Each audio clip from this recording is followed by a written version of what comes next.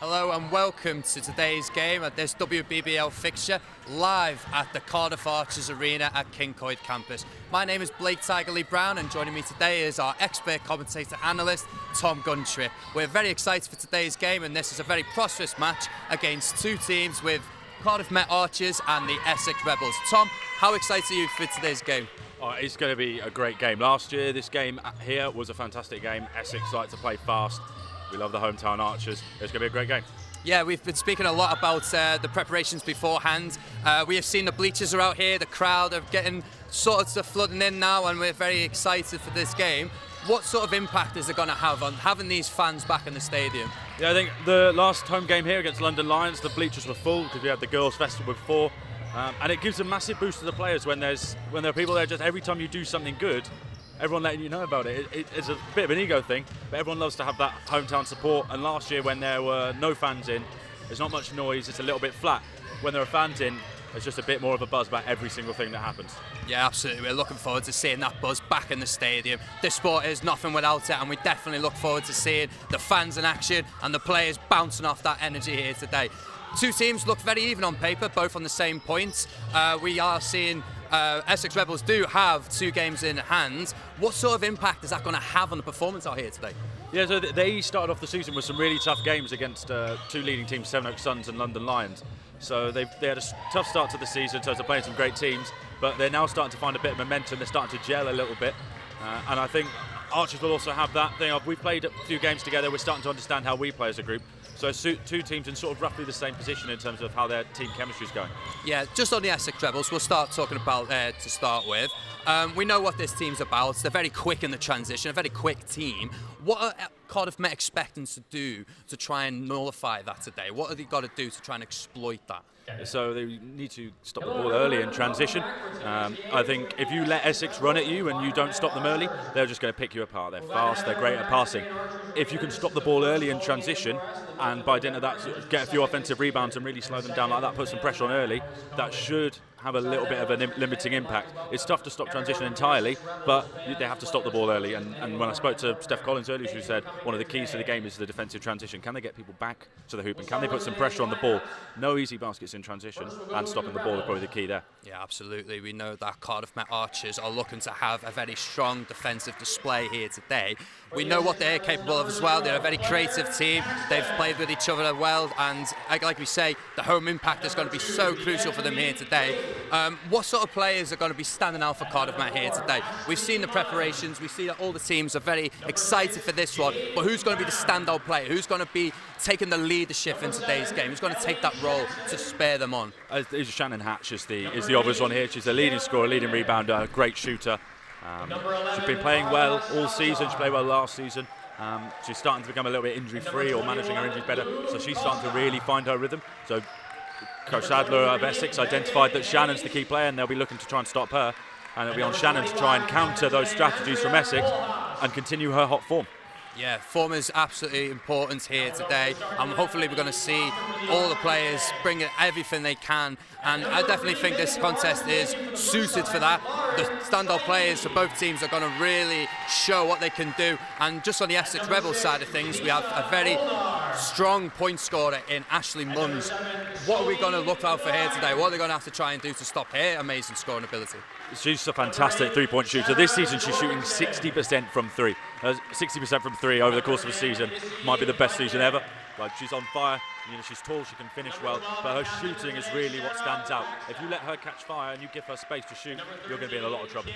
You mentioned earlier as well that these teams have a great history of playing against each other, but what we are going to expect in the next week or so is that we are a back-to-back-to-back contest, not only starting with today, but can you tell us a bit more about that? We're expecting them to play against each other next week, but also in the books as well. Yeah, so the game today, both teams, it's not like they'll be going, oh, we're thinking about another game. They're obviously going for the win today. And then on Wednesday, they're playing each other in Bucks. And that'll be slightly different. The Essex team, a lot of them will be in the university team. But a lot of these Archers aren't playing in Bucks, so that'll be a bit of a different game. There'll be some new faces coming for that. And I think that'll probably be of benefit. And so there's a few fresh faces. And then next Saturday, reverse fixture, Essex hosting Cardiff Met Archers. then Colchester, and I think that'll be a really interesting one, because when you don't often get to play the same team 2 games in a row like that, so then it's on the coaching staff to identify adjustments. Right, what did they do well against us? What did we do well against them? What can we fix? And that's where I think as a coach you really get a little bit excited that you can make some changes there. You know, just talk about adjustments, but I think playing 3 times in a week, very rare, and they'll probably be sick of the sight of each other, and it'll be great to get off the M4 for once. Yeah, for sure. And we do see today 2 debuts for the Cardiff Met team. You mentioned about getting in new faces. Is there anything in specifically that Steph Collins is looking to do to try and get more players and distribute those minutes more? What sort of impact is that going to have on the performance today and sort of tactically going forwards into next week's game? Yeah, so Lauren Psyche, it's her first game after arriving from the States. She'll play the point guard primarily. I saw her play on Wednesday in Bucks. She really can pass the ball. It'll be now it's a different challenge compared to Bucks. But we can't expect probably too much too early because she's probably still jet lagged.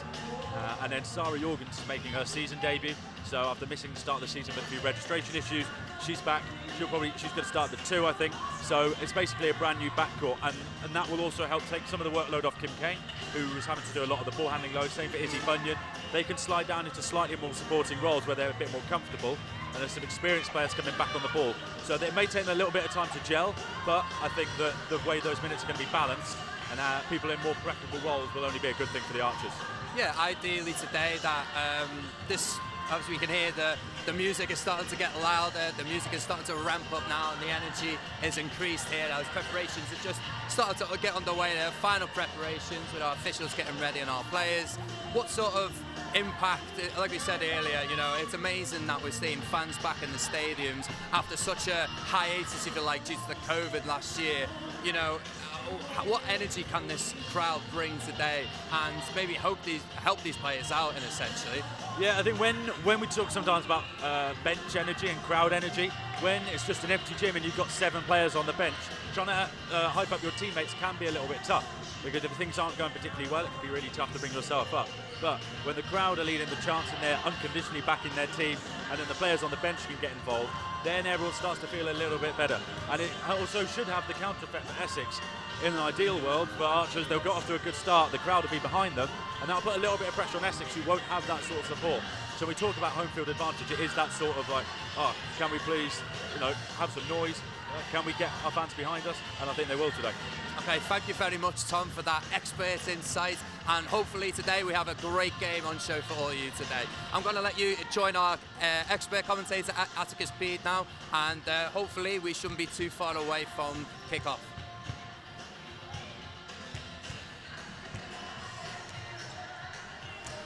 Hello everyone, welcome in on this Saturday afternoon. This game's about to tip off in the next 5-10 minutes or so. Welcome in for this match between the Essex Rebels here in Archers Arena against the Cardiff Met Archers.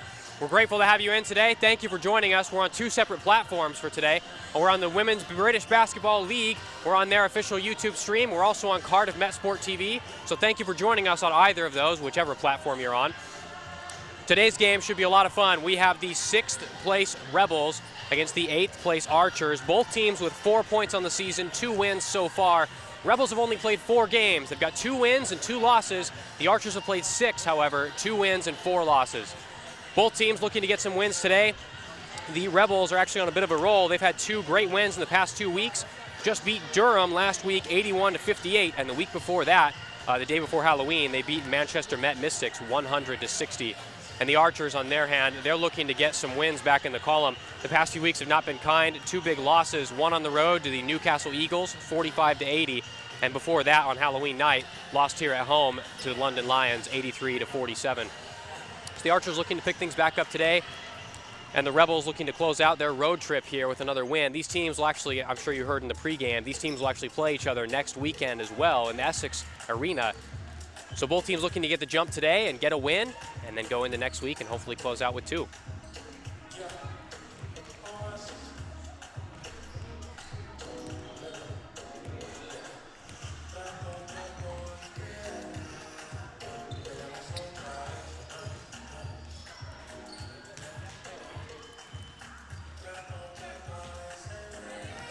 got plenty of players to keep an eye on today. For the Archers, their main scorer, Shannon Hatch, will need to be on top of things for the Archers to come out on top. They're missing a key player down inside. Their center, Mara Marquezati, is out today with an injury. She'll be missed down low. The Archers just need to play some good defense inside to stop this transition offense from the Essex Rebels. The Rebels move at one of the fastest paces in the league and also have some of the best shooting in the league. Their entire roster shoots above 30% from the field, some over 40, and there's actually one or two at about 50% as well. That team can shoot. The Archers need to play great defense today, and really inside, they'll miss Mara Marquezati. They need to make sure they stop easy buckets and stop the transition points that the Rebels are renowned for. Not to mention the three-point shooting that the Rebels have as well. They actually have league leader Ashley Munns shooting 60% from three, easily the best in the league. She's had a dominant start to the season so far, but really the Rebels' entire roster, they all can shoot. The Archers will need to have some great defense today to come out on top here at home.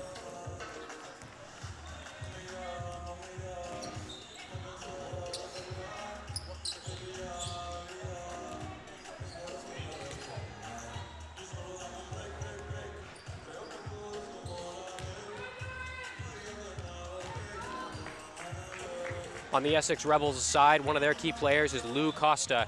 She has been dominant down low to start the season. One of the biggest stats for her is she averages over 8 rebounds a game, but almost 5 of those are offensive rebounds, one of the best marks in the league. One of the best attributes about her is how dominant she is down low, not just with points, but taking rebounds, taking advantage of every opportunity they get. The Rebels will hope to punish the Archers down low, especially with Marquezati being out to contest against her.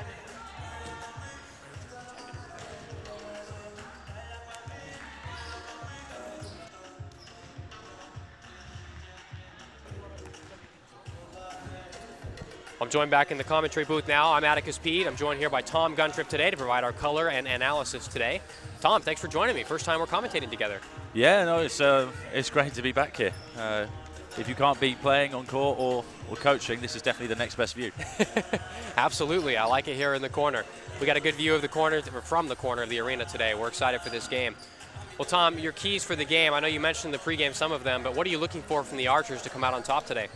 Yeah, so I spoke to Steph pre-game, and she mostly keyed in on Costa. She talked about the fact that Marquezati's missing. They don't want to let her go off. They don't really have much size today, do the Archers. Their strength is definitely going to be in their guard play. So part of their defensive strategy is going to be to contain Costa and try and limit her effectiveness. They want to stop the ball in transition, and it's not just stopping it early. It's also getting back at the same time. So it's a little bit of a 50-50. Some players are going to go and try and stop the ball. Some players are going to try and get back. And all they're really trying to do there is make Essex work hard for their points. If you allow teams easy points in transition, the ball goes through the hoop loads, everyone feels a lot better about themselves. Absolutely. They can start to sort of feel a bit of rhythm, make them work hard for their points early, especially when they're all fresh. And Essex plays such a high-tempo game that if you let them get out in transition and start to assert their will, then you could be in for a long 40 minutes. Well, the Archers will hope for a quick start and then to stay on top, especially with their energy today. They'll hope to take advantage and get some transition points stopped for the Rebels. Now, you mentioned Lou Costa, and especially the fact that there's no Marquezati today. Who do you look to stop her on defense? So I think they will probably use a combination of Shannon Hatch and Levi Warren. I imagine that Shannon Hatch would probably start on her. I think that's what I would do. Shannon's a little bit taller, a little bit quicker, a little bit more athletic, so Costa will try and take her down to the post a bit. Costa's got the ability to sort of do both. If you're a bit slow, she can step out to the perimeter and start to go past you. But speaking to Coach Sadler earlier, he said she's also a hell of a bruiser. He's taken a few hits in practice, even with a pad. So she'll be looking to sort of assert her will on the offensive end, and it'll probably be up to Shannon Hatch to both carry the offensive load for the Archers and also take on one of the biggest defensive assignments. Well, she'll be a tough out today. Lucrezia Costa, she's actually been on the WBBL Team of the Week multiple times, most recently for the win, the 100-60 win over the Manchester Met Mystics on Halloween, or the night before Halloween. She and her teammate, Claire Paxton, were both on that Team of the Week. Claire Paxton has been deadly for the Rebels off the bench. Tom mentioned to me pregame, she's like the little cheat code that the Rebels have, that they're able to come out with 5 great starters and then have a 6th, Claire Paxton, come off the bench and act in the same way. Just a dominant all-around performance by the whole team. All of them can shoot. All shoot above 30%. There really are not many holes in this roster, are there? No, and I think last year in this game and across the whole season, really last season, they found that they were quite short in their rotation. So they've had 6 players they trusted and a couple of extras. And now this year, they've obviously got the 5 starters, and then coming off the bench, players like Paxton, Shaxson, Jayden Bam, Tia Freeman. I mean, Megan, that whole roster is high quality. It might not be the elite superstar quality that sometimes is required to take you to that championship level, but there's a reason that Essex have been improving year on year. They get this, they've got a core of players that they've had for a number of years. They've from top to bottom, every single player is capable of playing at that WBL and at a high WBL level. And I think with players like Claire Paxton off the bench, she's so experienced. She's got international experience.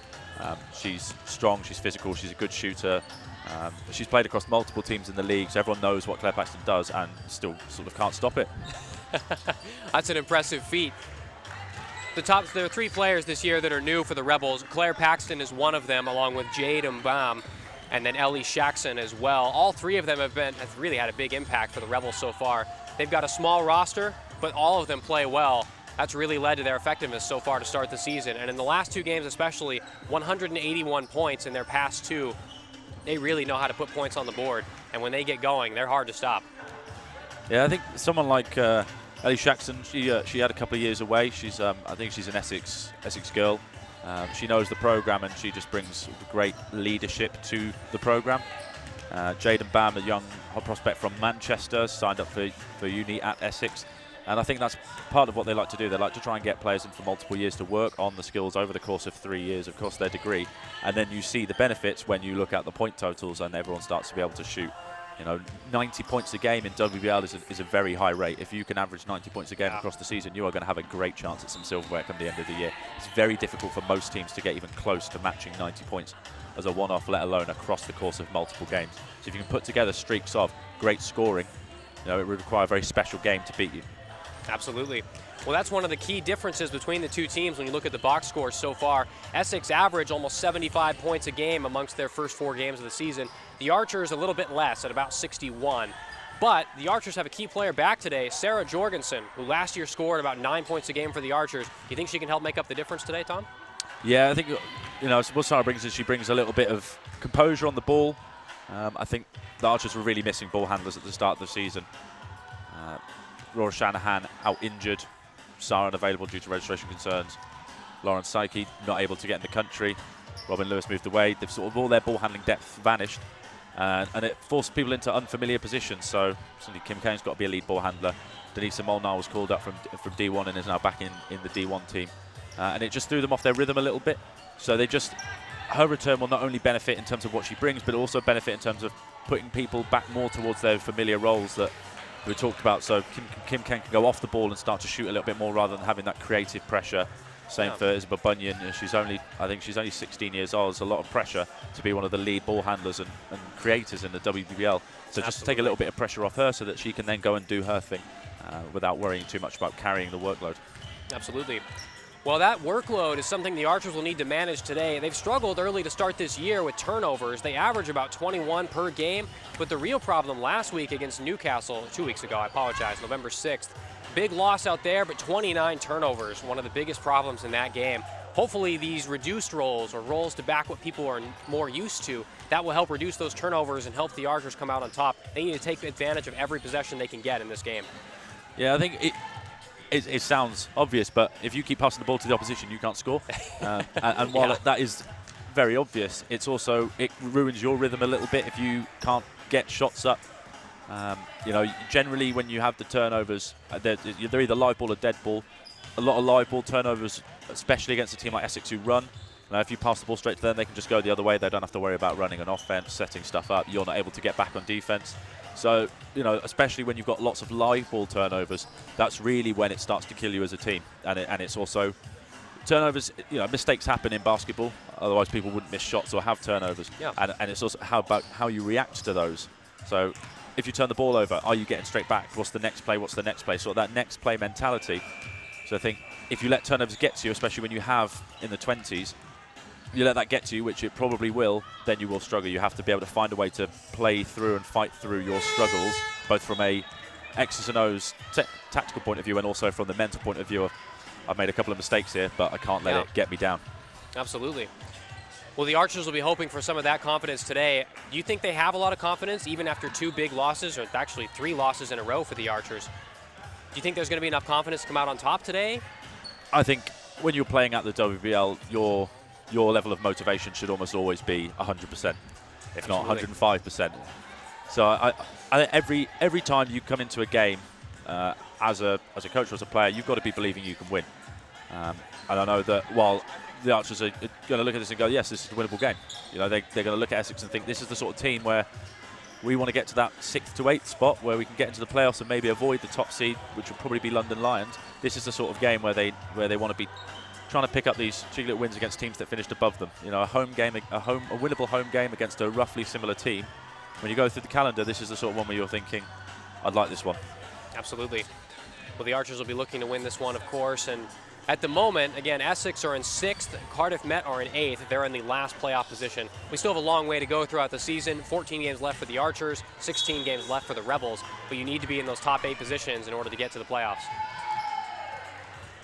The Archers they've struggled to make the playoffs in recent seasons. They've sort of lacked that squad depth that we've talked about that Essex have. And when Essex came into the league, I think they finished bottom in their first year, and they've slowly been climbing, and then last year they took a really big jump. And I think that just sort of goes to show when you keep the same players around year on year and you improve them, and then just keep adding little bits to the core, and that's where Essex have had their success. But it's the sort of team, Essex will probably be hoping for a potential top 4 finish. Yep. Once they've got their rhythm together, and once they've stopped having to play Sevenoaks and London Lions, and they're on a little bit of an easier streak, or a more winnable streak. Yep. And for Archers, it's the sort of game where they want to try and steal it because they know that they're playing against a potential top 4 teams. There's 2 teams with sort of different goals for the season. Archers are probably looking 6th to 8th. Essex are probably saying that the lowest they want to finish is 5th. But those expectations shouldn't really change how you approach this game. You're still going out there with your tactics, how you're going to defend, how you're going to attack. Of course. And going out there with just 100% commitment, and I think that's what we'll see from the start. Absolutely. It's sort of a fresh start for the Archers. Well, we're just moments away from tip-off here. The Archers actually haven't had a season where they've had more than 6 wins in the WBBL so far. They'll be hoping to start with a win today. They'd go up to 3.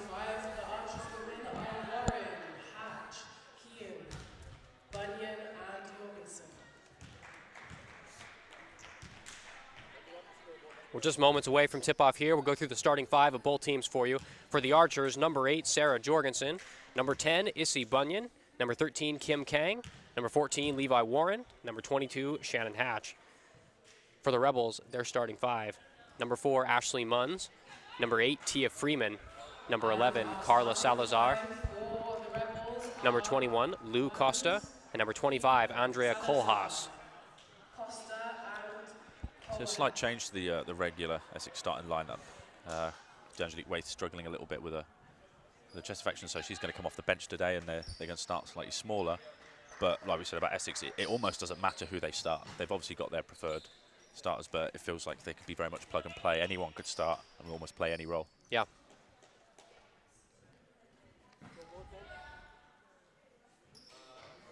We're moments away from tip-off here. Issy Bunyan will go up for the Archers against Tia Freeman of the Rebels.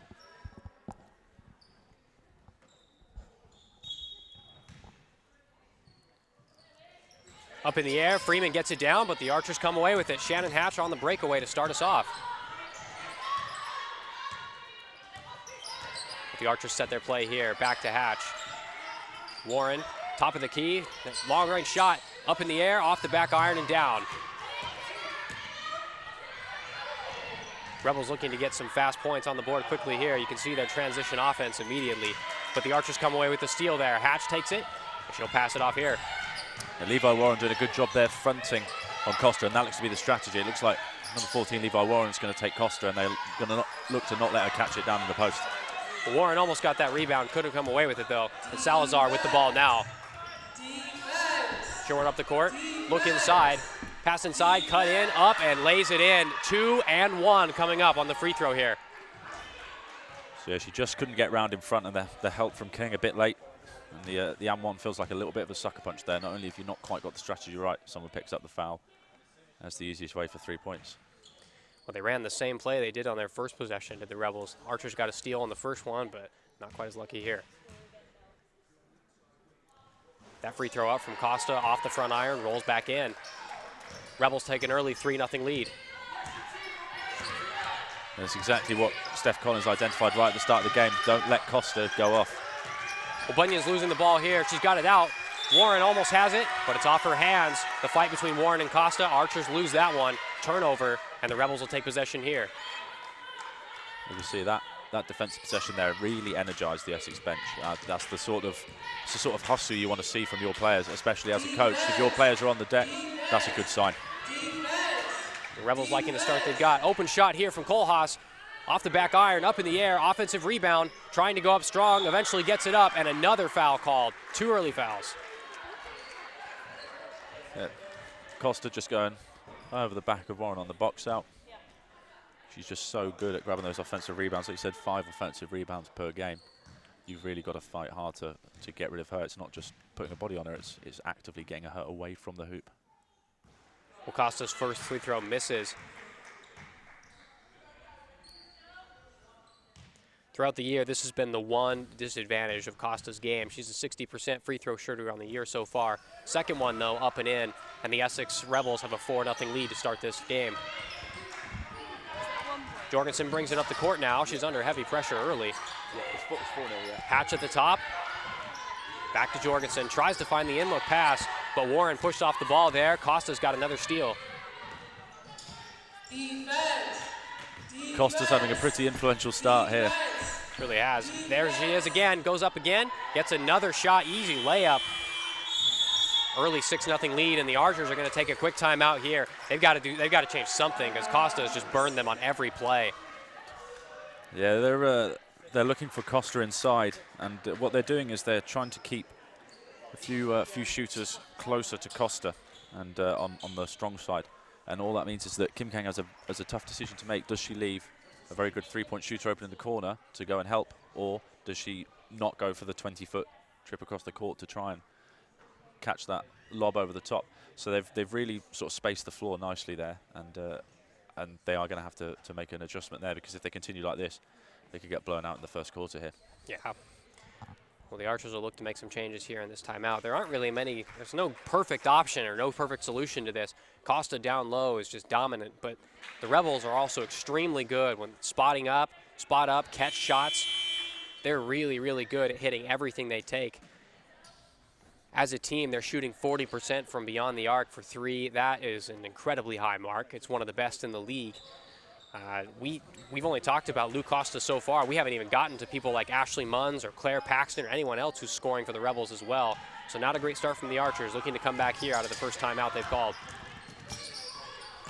Kang goes back to Hatch. She'll go back to Warren. Swings it over to Jorgensen now. Jorgensen calls her play, gets a screen from Hatch, gets the switch.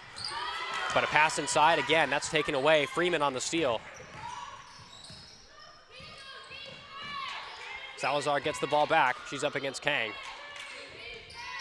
She'll go to the top. Freeman drives inside, tries to beat Hatch, lays it off the glass, nowhere close. Archers get the rebound. Yeah, some nice defense from Shannon Hatch there, just staying nice and vertical. Take the decision out of the referee's hands, play good, clean defense, force the miss. Jorgensen now, she's looking to drive. She's in the paint, going up, goes up strong. Wild layup, though. Goes off the supports for the basket, and that's out of bounds. Rebels will take possession of this one. Yeah, they've started to try and be a little bit more aggressive off the dribble there, and I think that's going to be part of it. If you don't put any pressure on the hoop, defenses can sort of just key in more towards the shooting, and if you're never going to the hoop, people don't worry about health so much. Every pass becomes a little bit more difficult. Good passing here by the Rebels. Drive inside, kick back out, long range 3 up in the air, and that drops in nicely. Another 3 points for the Rebels. They've already got a 9-0 lead here just a couple minutes into the first quarter. And we can see why she shoots 60% from 3 on the year. No hesitation, hand right in the face. She just buried it. That was an impressive shot. Warren now, Archers looking for their first points of the game, 3 minutes in. Jorgensen trying to beat Salazar.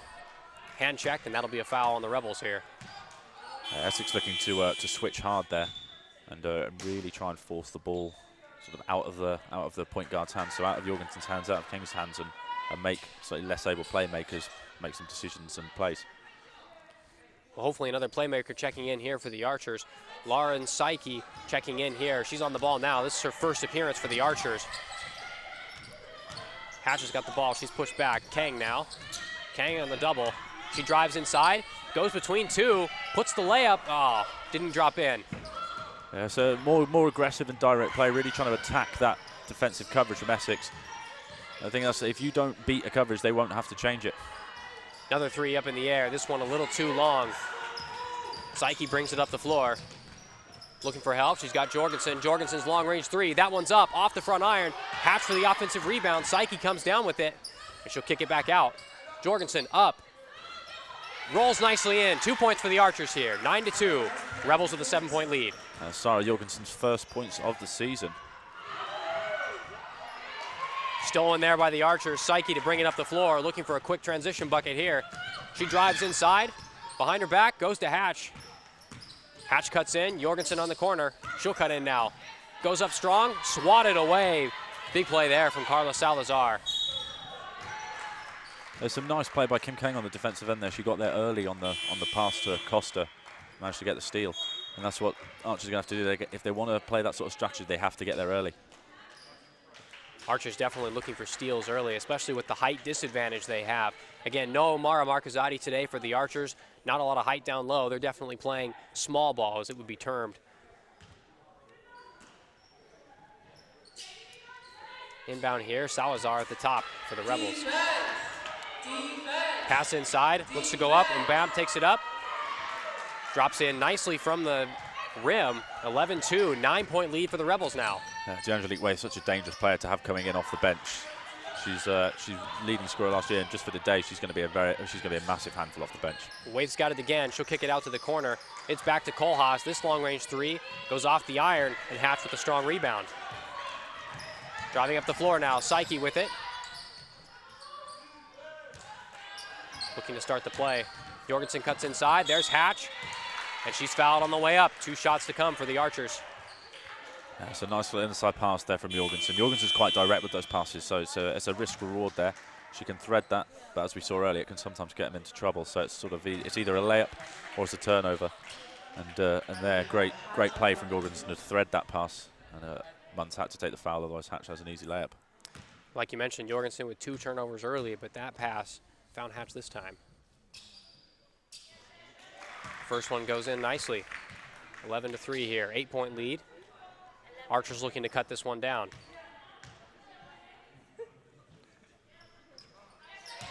The second one goes up and in, 11-4. Archers starting a bit of a full court press here, deep in the first quarter. Kohlhaas now. Pass switched over. Long range three, that one's up in the air. Off the back iron, but she's fouled. We're gonna have 3 shots here for the Rebels. Wagstaff not happy with that, but you've got to leave the shooter room to land. She might argue that the player had already landed, but the referee right there sees it differently. A tough foul to give up for the Archers, but 3 shots coming up here for number 11, Carla Salazar.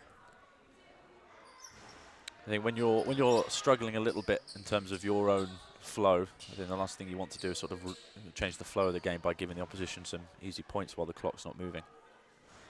It does give you a chance to quickly get together, huddle up, discuss what you're going to run next time or what you need to work on without calling a timeout. But I think in an ideal world, you wouldn't want to be committing those fouls, and you just have to use alternative moments. Yeah, not at all. Rebels take advantage. They get 3 points from that. 10-point lead now. Drives inside. Open shot, but that's off the back glass. Doesn't hit the rim. Yeah, Lemoyne's come in to I think mostly match the athleticism of Waith. That's probably one of the more athletic battles that there would be in WBBL. Well, Kohlhaas on it now. She's driving around the court, kicks it back out. Waith, there she is, lays that one up and in. Yeah, constant off-ball movement. You get a drive baseline and someone's circling around when the defense isn't looking. It's an easy little dump-off pass, and it's a great put-in. Yep.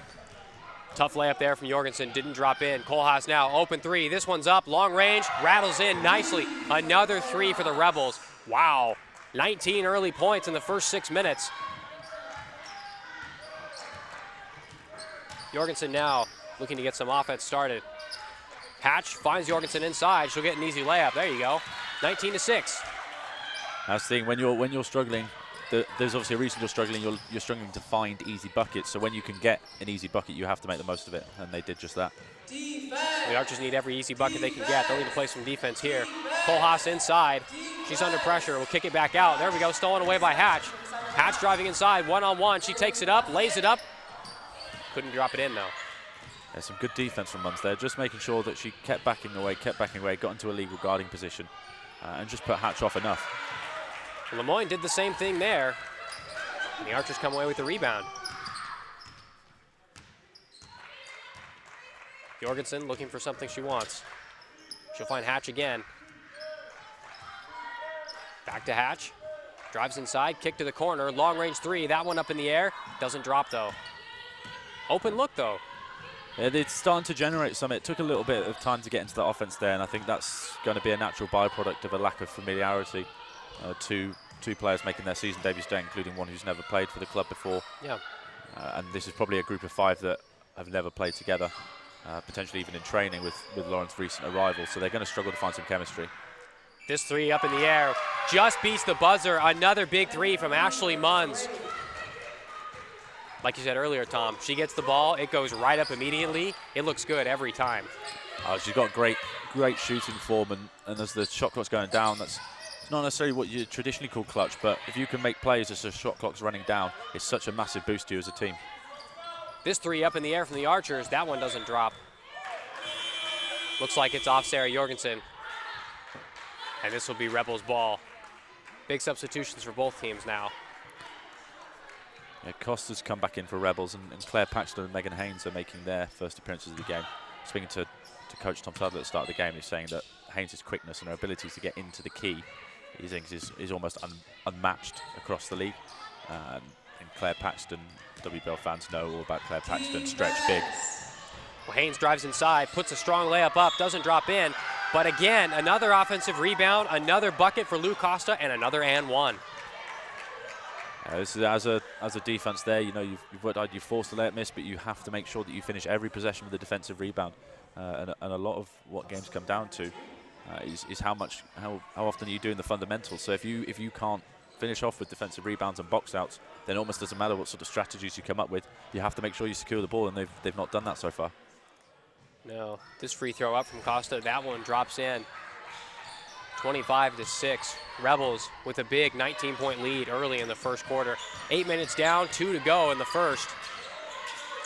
Out to Karis Roy now. She'll go to Wagstaff. Wagstaff tries to find an inlet pass, but it's not there, and Claire Paxton easily takes it away. Another poor possession for the Archers there. They're spacing all over the shop, and I think that's a sign that they're not fully happy with how they're playing. They're not quite getting their offense firing. Another long-range three up for the Rebels. This one doesn't drop, but again, they're getting the open looks they want. They've got no hesitation in firing up threes, and I think that's something that the coach, Tom Sadler, always emphasizes, is that if it can go up, it goes up. Another steal here from the Rebels, looking for a quick basket. They'll move it around. Kohlhaas in the corner. She'll take an open three. That one's off the edge of the glass. Archers get away with that one. Long-range pass, driving inside, tries to go up strong with the Euro step, banks it in. That's a great defense, but better offense. That's a strong take from Moreno. It was Moreno's first 2 points of the game, and the Archers really needed those. This long-range three up from Paxton on the run. Wow, swishes in cleanly. I don't know how you stop that one. No, there's sometimes when you're playing, like, shots are just going to fall like that, and the only thing you can do is just pretend like it didn't happen and move on with the next play. That's what they're looking for here. Moreno now, she'll take a three of her own. That one doesn't drop. Roy goes up for the rebound, but Paxton gets it in front of her. Haynes takes it up the court now. Bit of confusion on the play, but they've got it now. Munns with it. Swings it to the side. Back to Haynes. Haynes looking to drive on Psyche, and she's fouled on the pass. Rebels will inbound this ball. It's going to be 2 shots for Haynes on the team foul. It's probably an unnecessary reach there by Lemoyne. Haynes moving away from the hoop. Just let her make the pass and force another decision. Just about 20 seconds left here in the first quarter. Rebels looking to put 2 more points on the board here with these 2 free throws from Megan Haynes.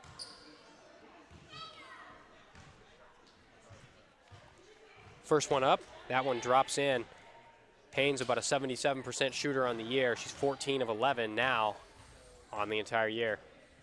The second one goes up, that one goes in as well. 30-8, a 22-point lead for the Rebels.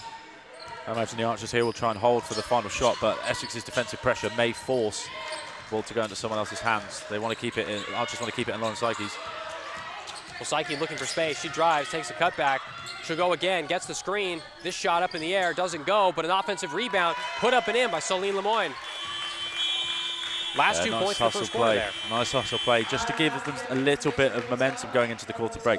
Anytime you head into a quarter break down 30-10 after the first quarter, you are not going to be happy. But just a slight boost there to finish, get yourself into double digits. It's just those sort of small psychological ploys that just help you feel like you're still in it.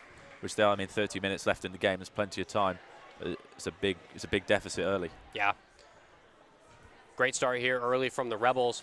They've just gotten points from everyone all around the board. Lou Costa leads with 9 points. Ashley Munns with 6 on her 2 3-pointers. And then everyone else, 3 points for Carla Salazar, 3 for Andrea Kohlhaas, and up and down the entire roster. Everyone's getting points at the moment. They're just moving the ball really well, and the Archers haven't been able to cope, especially inside and with the quick transition buckets. They'll need to change something here as we start the second quarter soon so they can get anything up on the board to come back here. Yeah, I think the stat that stands out there for me is on the 9 made field goals, there's been 8 assists. And while stats always lack sort of the context of what the eye shows you, 8 assists on 9 field goals indicates to me that they are moving the ball incredibly well, and the scoreboard is also showing that. So they'll be very happy with that start. They're hitting each other right when they need to. You know, they're being unselfish, and you know, they're playing great on the defensive end. 30 points in a quarter. I don't think there's a team in the world that wouldn't take 30 points every quarter. 30 points in a quarter is good for any league, especially here in the WBBL. We'll start the second quarter in just a moment here. Shannon Hatch checks back into the game for the Archers. This is going to be close to one of the Archers' best lineups. We've got Shannon Hatch back in the game, 2 young Welsh talents. Lauren Psyche playing her first game, and then Kim Kang, who's been playing quite well. Well, yeah, started the season very strong. But they need to make sure that they really start these first 2 minutes. When I coach my team, I always talk about throwing the first punch. Like you're a boxer, you come out in the next round. You want to make sure you get the first hit, and that's what the Archers have got to do here. Basketball's a bad game runs. They have to make sure they have the first run in this quarter to give themselves a good chance. Well, they'll start with one of the most important parts of today. They need to get a stop here. Roy defending. Paxton with it, she'll kick it back out. Haynes drives inside on Psyche, kicks it to the corner. Long range 3, this one's up in the air. That one drops in again for the Rebels. They just can't miss at this point. Oh, it's a great pass by Haynes just to find Van in the corner. She hit it right in the shooting pocket, passing from under the hoop. That's one of the hardest passes in basketball, but absolutely nailed it. Did it well. Hatch, she'll take a long range 2. That one drops in. 33-12, 21-point lead now.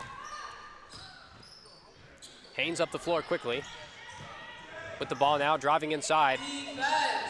Forced to pick up the dribble and kicks it back out. Another pass in the corner. This one up in the air, doesn't drop. But it's off Hatch's hand, and the Rebels keep possession. Munns might have missed there, but as a coach, you're probably looking at that one going, we can't afford to give up looks like that on a regular basis. The Archers might have to change how they play their help defense. Well, and Bam passes it over. Munns, another shot. That one, again, left open on the catch and shoot. Psyche drives now. She's got Kang. Kang under pressure. She cuts inside. She's hit on the arm. We're going to have a foul on the Archers. Or, sorry, foul on the Rebels here. Archers to inbound. Yeah, it looked like the Rebels just caught themselves in the wrong position on their pick and roll coverage there. She saw a lane, and she just went for it. Psyche to throw this one in. Doesn't have anyone open yet. She'll find Bunyan. Bunyan at the top. Drives in on her own. Goes up against 2. Can't get the shot to drop. Quick transition here. Haynes with it. Haynes goes up strong. No contest. And she gets another easy layup. Another 2 easy points for the Rebels. Oh, that speed in open court. That's very tough to stop. And we talked about defensive transition. So that's one of those ones where you push like that. You know, it's very, very difficult to stop. Well, difficult shot there. Speaking of difficult for Psyche, she couldn't put that one up. Munns, another three. This one again rattles in. Holy cow, has she not missed at all? And when you talk about identifying shooters, it doesn't take much identifying to see that Ashley Munns can shoot the ball. I think she's only missed once, and she just came straight back and she's hit 2 in a row. She is a shooter, and Archers have got to change something here. Well, they'll get the chance here defensively. Haynes with it now. Psyche's on her. Switched over, drive inside, under pressure. To kick it back out. Paxton a long-range three. That one won't drop, and Psyche gets the contested rebound. So I think sometimes shots like that might fall, and you'd probably be okay with that, you know, contested shots, but it's the amount of uncontested shots that they seem to be giving up. Bunyan's three. That one won't fall for the Archers. That's a good look. They'll, you know, an open three for Izzy Bunyan. Archers they'll be happy with that offense. Now they've got to be happy with the defense here. Munns on Bunyan. Can't get that shot to drop. Archers take the rebound, driving up here. Kang with it. She'll pull back. The left hand pass to Hatch. Hatch open, long range two. That one falls. Shannon Hatch is really important for the Archers, averaging 18 points a game. She puts another 2 down. Shannon Hatch in the pick and pop. It's not quite unstoppable, but it's remarkably close. She's just so good at just reverse pivoting and stepping back. She's got a great release. Well, she's third in the WBBL with 18 points per game. Blocked up the floor. Psyche now looks to find Hatch again. This one blocked by Claire Paxton. And I thought drop a pass from Psyche, and I think Shannon Hatch was not happy with the no call from the ref there. It didn't seem like Shannon Hatch to miss that layup. Well, she missed that layup. Ashley Munns did not miss that three. Another three for Munns and the Rebels. She's up to 14 points now. We'll have a timeout here called. 43-14. Rebels with a massive lead. Still 6.5 minutes left to go, though, in the second quarter. Essex have really caught fire. There's 7 of 12 from the three-point range. When a team is shooting over 50% from three, you're in an uphill battle. We know that Ashley Munns can shoot. That they'll be looking at strategies. Are they going to perhaps help less and be closer to shooters? You know, you might decide you want to help less, and that might leave the driving lanes open, but you're closer to shooters. You're going to not let Munns catch the ball. Steph Collins is going to have to throw something different out there because the Archers can't keep doing what they're doing. I wonder if she might be more concerned about the offensive end. To be honest, I think 14 points in 14 minutes is not even going to match what the Rebels are on now. So she needs to find something to change down this end. And I don't know. Their spacing's a little bit funny. They're trying to run pick and rolls, and people are posting up. There's so much to work with at both ends. I think sometimes you just got to pick one end to focus on. If you try and fix too much all the time, you're going to struggle to really make an impact. So if you just decide, right, let's work on the offensive end, and we'll just keep trying on defense. Maybe we'll see some different results, or lock in on the defensive end and hope the offense changes. Sometimes it's tough to do too much. Yeah.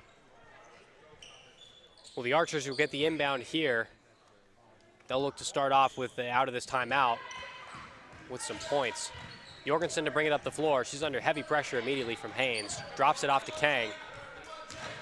Kang, she gets a switch. Kohlhaas on her. On her back. Kang drives inside. Nice little spin. Just can't drop it in. No, she did well to attack the hard hedge there. Kohlhaas came out hard on her, and she did well to escape and get herself going to the rim. Well, Haynes now looking to set up another play. Gets a screen. She'll kick it back out. Waith now hands it off. Pass over. Haynes again, drives inside, tries to beat all three, and she does. Lays it up against Shannon Hatch. Another 2 points for Megan Haynes. That's a very tough finish under pressure with the weak hand. High off the backboard. Drops it in perfectly. It's an excellent finish. Really was. Jorgensen now looking to initiate the offense. She'll drive inside, cut back out. Kang, open three. This one up off the back iron. Hatch and Kohlhaas fight for it. We'll have a jump ball. Possession arrow for the Archers. Another tough offense there for the Archers. They're trying to run a pick and roll, but they've sort of got players in the driving lanes and in the rolling lanes. They need to find a way to just open up the floor a little bit, like Essex have been doing. Can't find the inbound. Kang goes back out to Jorgensen and Hatch to reset. She's up against Kohlhaas. Drives inside, tries to beat two. Great split. Lays it up. Yeah, Shannon Hatch, she's a sort of the modern stretch four. She can shoot, she can drive, she can defend, she can rebound. And she picks up plenty of steals. She's usually the key for the Archers here. Well, 5 minutes, 22 seconds left in this second quarter. Kohlhaas on it now. Hatch guarding her. Send over to Mbam. Mbam takes the pull-up three. That one won't drop. And Jorgensen collects the rebound. Yeah, team rebounding is going to be massive. If you've got someone who's a key offensive rebounder, sometimes your job isn't to get the rebounds. You've just got to get rid of them and hope someone else comes in to help. This pass inside, knocked away. Hatch comes up with it. She'll take another long-range two. That one won't drop. The Archers trying to run a flex offense there. Roy just looking for King inside for the layup. Just got the pass wrong, but I think the intent was nice. She gets that pass right. King should just be turning for a layup. It just didn't work out. Well, Hatch gets the steal here. She'll drive down the floor one-on-one against Kohlhaas. Goes up and just doesn't get it to drop, but made the good move. Again, not happy with the ref there. Looked like she maybe just got clipped on the feet. Potentially just lost her footing. Well, speaking of good footing, Roy there fakes out Waith, and she goes up strong and gets 2 points for the Archers. 45-18. Gareth Roy's footwork in the post is every game it seems to be getting better and better, and she's got a really bright future. Well, she really does. Sent over here, and Mbam now. She'll try to drive, forced to pull up. Sends it over to Haynes. Haynes coming inside against Warren. Kick back out.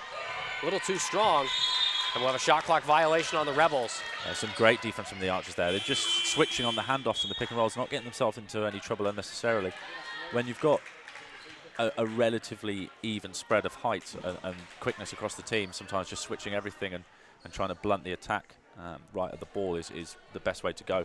And some great switching there, just takes time off the clock. And as the clock runs down, then the offense has to get a little bit more desperate. Well, we've got 4 minutes left here in the second quarter. Speaking of time, the Archers will need to get some points on the board soon in order to match what the Rebels have been doing so far. We've got a quick stoppage of play here. It got some games from the fans bleeding over just a little bit onto the court. All right, Jorgensen to inbound from the Archers here. They've made a substitution. Psyche has come on. Gareth Roy has gone off, so the Archers going smaller this time. Yeah, Archer's small ball is also a little bit different to Essex small ball in terms of Essex's small ball isn't very small because their guards are all quite big, whereas Archer's guards are generally quite small. So it's a risky proposition. Hatch's open three. That one goes up. That one falls in. That's something the Archers needed. 24-point lead for the Rebels now. Slowly starting to cut that down. 40% from three on the year for Shannon Hatch, and she can really struggle from outside. Also played plenty of Bucks basketball this year. And her catch and shoot and her pick and pop shots are just they're almost automatic at the moment. She's in great rhythm with her shot. Well, she'll need to get more of them. Stolen away there. Warren had it in her hands, but just lost it. Taken away there. Carla Beeg Salazar now. Cross-court pass. Some strong closeouts there, just exactly if you can get their closeout and then some great help as well. That's exactly probably what they talked about in the timeout. Can they get places? Can they just get there a little bit earlier and preempt it? No look pass from Psyche. That was impressive. Hatch lays that one up, and she's got another 2 points. Good move there from Psyche. Nice to see in her first game here for the Archers. She threw a couple of passes like that on Wednesday. She can really pass the ball, and you know, the no look is not only flashy, but it is very effective. If you are faking the defense out by looking one way, generally defenses read your eyes. You generally throw the ball where you're looking. So for her to just be able to look away and drop it straight off in for the layup and a nice finish for Shannon Hatch. And those are the sort of runs that Archers just have to stitch together just a little bit more. Can they go on a couple more 6-0 runs? So it doesn't even have to be a big 15-20 game-busting run. They've just got to chip away, chip away, chip away. There's still 23 minutes left of basketball. There's still plenty of time here. Well, there really is. And the Archers, they're getting some open looks. They're getting some opportunities. Just need to take advantage of them at this point. They've honestly played a lot better defensively in the last 5 minutes against the Rebels. That's led to this small run. And they'll hope to take another one. We still got 3 minutes left here in the second quarter. So they're hoping to take another small run into halftime, build from there, see what you can come out with. Yeah, without trying to jinx them too much, they haven't turned the ball over this quarter, and I think that is massive. If you are making sure that every single possession at least finishes with you get with shooting the ball, then you know you feel a little bit better about, okay, fine, we're starting to create opportunities now. How can we turn those opportunities into the opportunities we want? And sort of that phase-by-phase approach. They've really turned it up just a little bit here. They show they can compete here. They just got to string it together now for long periods of time. Well, Kohlhaas guarded by Kang here. Sent back, worked around the top. Waith hands it off. Freeman now. Tight guarding from the Archers. Waith drives inside. Hatch up against her, but Waith drops that one in.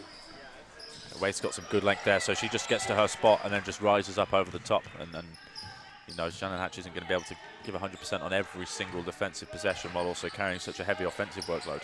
Yeah. Pass to the top here. Levi Warren now takes a three, but she's left pretty far open. Psyche now, she'll take her own three. That one laid up and in. There we are, Lauren Psyche putting her full offensive skills on display. Hatch putting her defensive skills on the play. Passes that over. Psyche again, just can't get that one to fall. Kang tries to save it, just can't quite do it. Archer's got a steal, just couldn't capitalize.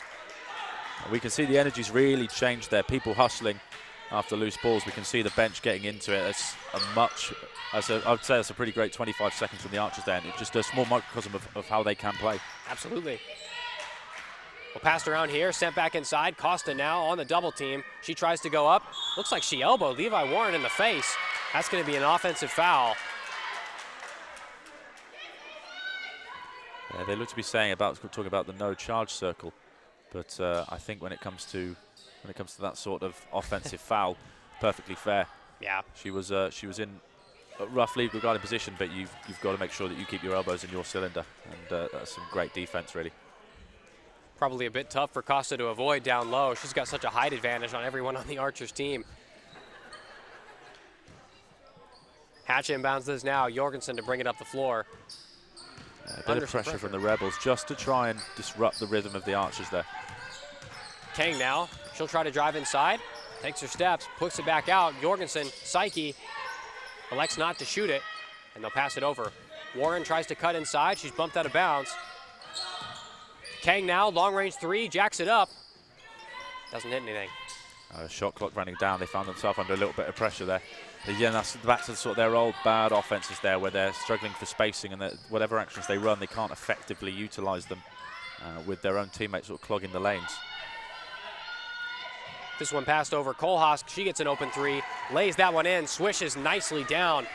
3 points for the Rebels. It's almost a set play for the Rebels by this point. They know that Archers are fronting the post, so they just bring everyone apart from one player over and just force that one defender to have a long closeout in either direction. Doesn't seem to matter who it is either. Everyone on the Rebels is able to shoot today.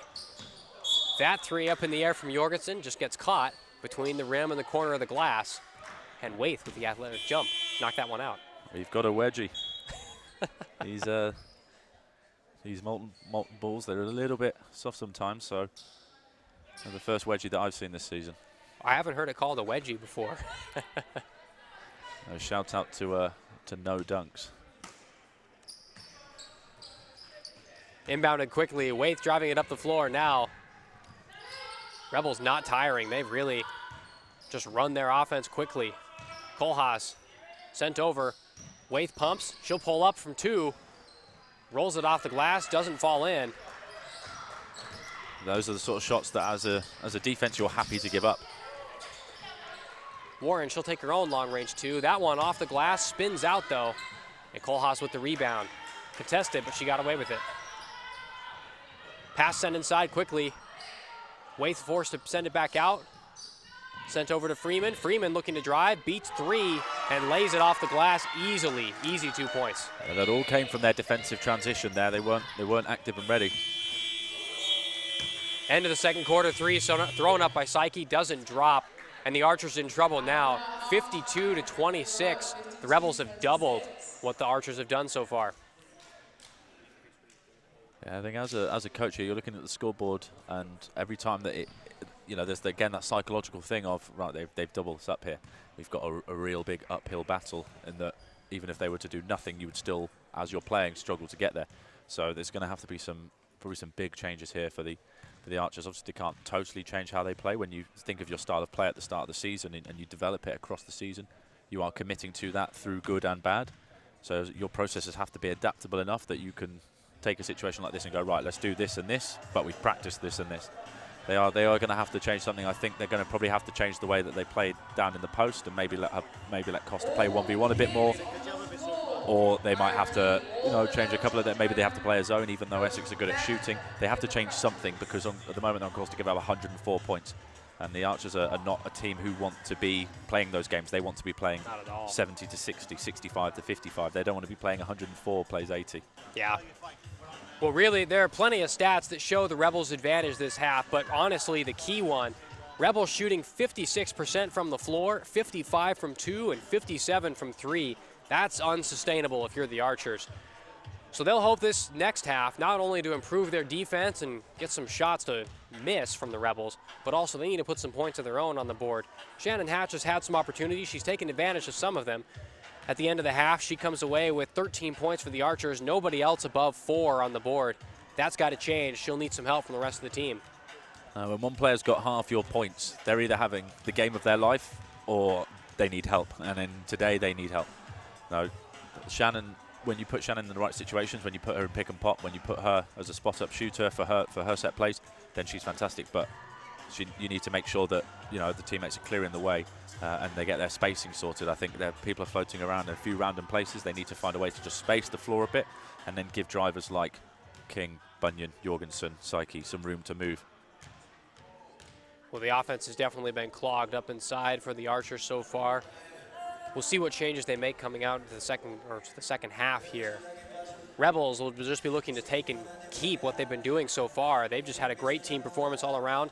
Obviously, Ashley Munns with the highlight. She's got 14 points so far, 4 of 6 from 3, and she's also shooting 5 of 7 from the rest of the floor. She just has been able to get pretty much any shot she wants, and anything she puts up, it's going down. The rest of the team, though, has done a good job of supporting. Plenty of players with plenty of points. Lou Costa with 9, Andrea Kohlhaas 6, and Megan Haynes and D'Angelique Waite both have 6 as well. Just unsustainable for the Archers to let so many people get all the points they want. And then another advantage for the Rebels so far has been their 26 rebounds. They're out-rebounding the Archers 26-15, partially due to the height advantage, but also the energy and hustle. They've really just taken advantage of the boards today. Yeah, the Archers they've done a good job keeping them off the offensive glass. They can take some happiness out of that. They've only had 3 offensive rebounds, and one of those is a team rebound, so that goes out of bounds anyway. But they've got to be looking to sort of maybe attack the offensive glass themselves a little bit more, try and bring down those defensive rebound numbers. If you only ever have one shot every single possession, you're struggling to pick up the easy ones just around the hoop that have a little bit of momentum generating for you. Great. Well, we'll send this over now. We're going to have our reporter, Blake. He'll come up here for the halftime. We'll have him do a little halftime report here for us.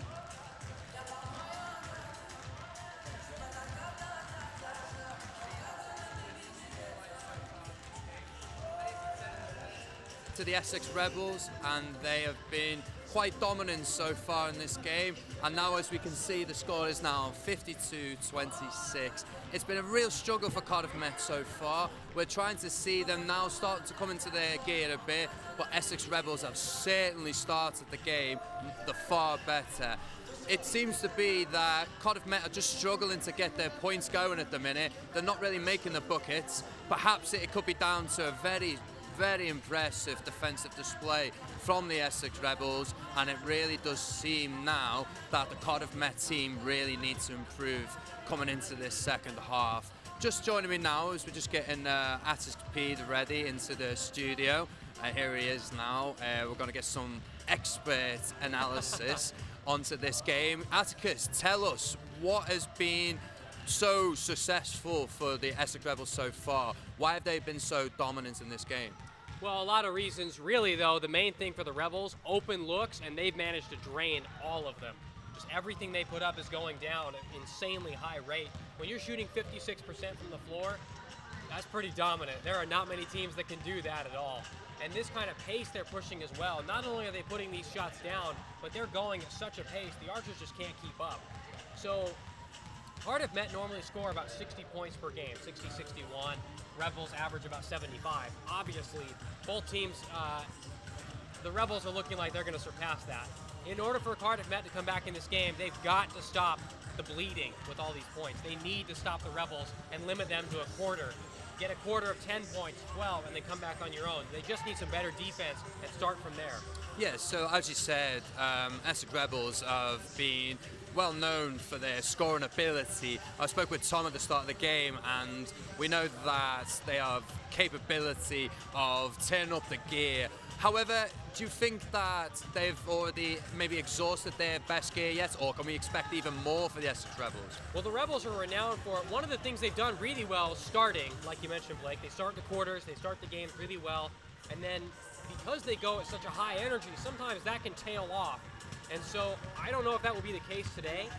One of the great things about this high energy approach is when your shots go down like this, it's just a lot of fun for everyone. They look like they're having a ton of fun out there. You look at their bench, everyone's cheering. I've seen some great celebrations. Everyone's into this game. They all know they're doing a great job. They're going to want to stick with it. What's going to stop them are, they need, of course, Cardiff Met need to play some better defense, play more physical, keep the Rebels from dropping so many open threes. But if the Rebels start to miss a few shots, that might creep in a little bit, and they might get a little bit lax, and Cardiff Met can start to come back there. That, I think, is, if I'm the Archers, that's what I'm looking for. Make the Rebels miss a few shots, try to get your own energy to go on top of them, and see what you can come up with from there. Just give it a try. Yeah, as we've seen, just like the 2-minute mark, we had a timeout, and you could just see Kimberly King. She just increased the intensity a bit. The aggression was there. You'd see that Cardiff Met really reacted well from that timeout. Yeah. That sort of team talk was perhaps a sign that we can expect an increase in intensity from the Cardiff Met side, like you said. That's what they'll hope for, especially coming out of the break here. There are all kinds of things you can change tactically. Tom's mentioned a bunch of them for what the Archers can and may need to do, especially limiting points inside, limiting open looks. There are plenty of things the Archers can do, but those can really cause a lot of problems in your head. You're thinking about so many things you have to do and change because the first half wasn't good enough. I wouldn't worry about that as much at this point. Just go out, go play, do the best you can, try to stop what you can, and just get going. That scoreboard's not great. We all know that. But you get a few good plays, you get some confidence back in you if you're the Archers, things can go well. This game's not over. You really can come back, especially at home with the kind of energy you mentioned, Blake. The Archers still have a chance. They just need to get on top of it, do the best they can, play their game, and give it a shot. Yeah, we know at this level it is very possible that anything can happen. We know the quality that Cardiff Met have in possession. We also know that Essex Rebels perhaps could maintain this energy or perhaps could even plateau. We are expecting just as good as the second half as the first. But in terms of, like you said, you mentioned the tactics, is there anything in particular that Steph Collins, the team manager, will want the players to start trying a bit more? It does seem that they are a bit lax of ideas coming into that, coming close to the bucket. Is there anything in particular do you think that Steph's told them to do? Well, something that Tom mentioned is the Rebels are trying to go so quickly that the Archers, they're struggling to keep up, and they're struggling to choose between taking out the inside lanes for the Rebels or shutting down the perimeter open threes. The Archers have decided to clog the interior and not let people like Lou Costa take over the game. But by doing so, you're letting Ashley Munns, she's getting all the shots she wants. Andrea Kohlhaas, she's had plenty of threes as well. I think at this point, you've got to go one-on-one inside. You've got to trust you can take advantage of some interior defense and just play one-on-one with everybody. Do the best you can. There's too many open looks out there, and you've got to try something different. It's not like it's a bad choice to do that. But if you're the Archers, you've just got to trust you can play defense. You can win one-on-one matchups as best you can. That's really all you can do. And just in terms of the sort of decision-making going forwards as well, do you think that needs to be improved a bit more? You know, we have seen a very good start from the Essex Rebels. However, do you think that it takes a bit more patience in terms of how Cardiff Met Archers approach the second half? Is it something that they need to psychologically adapt to going forwards, or do you think it's simply react from this scoreline deficit and go from there? I think, look, everyone wants to win this game. Everyone wants to do their absolute best, of course. I wouldn't worry too much about the emotional response. Everyone's going to want to do well. Everybody on this team wants to do their best. They know they can do it, too, especially with the new additions this year. Psyche's first game, Jorgensen's first game back. The Archers can do it. They just need to buckle down, get some good stops, get some things going. They can do it. Yeah, and we mentioned earlier as well, they do play against Essex Rebels again next week, and also we know that anything can happen in this second half. We're just going to start wrapping things up now as we can see the players have come back onto the court. I'm going to let Atticus Pede join Tom Guntrip in the commentary booth in just a moment. But just before you go, what do you think is the last thing that Steph Collins would have told the players that they need to really focus on right now? I think more than anything, just go out there and play your best, have some fun, get some stops, just do the best you can. Honestly, just do the best you can. I think it's so easy to get in your head and say, okay, we're going to do everything a certain way, and then once one or two things go wrong, so many holes can drop in your plan, and you just feel that things aren't going your way. I wouldn't worry about that at this point. In order for the Archers to do well, just make everything go your way. Just do the best you can, make it work, you'll be fine. All right, thank you very much for that, Atticus. We're going to go back to the commentary studio in just a moment as we see the players now just finally getting ready to get their second half on.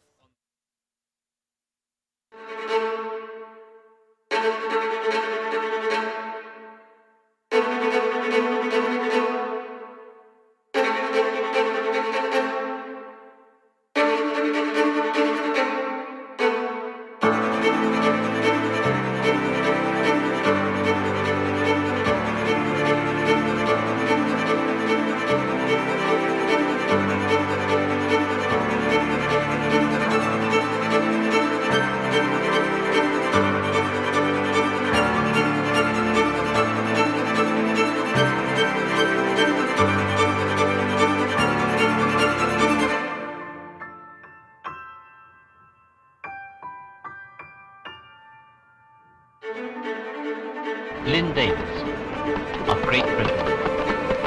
8.07.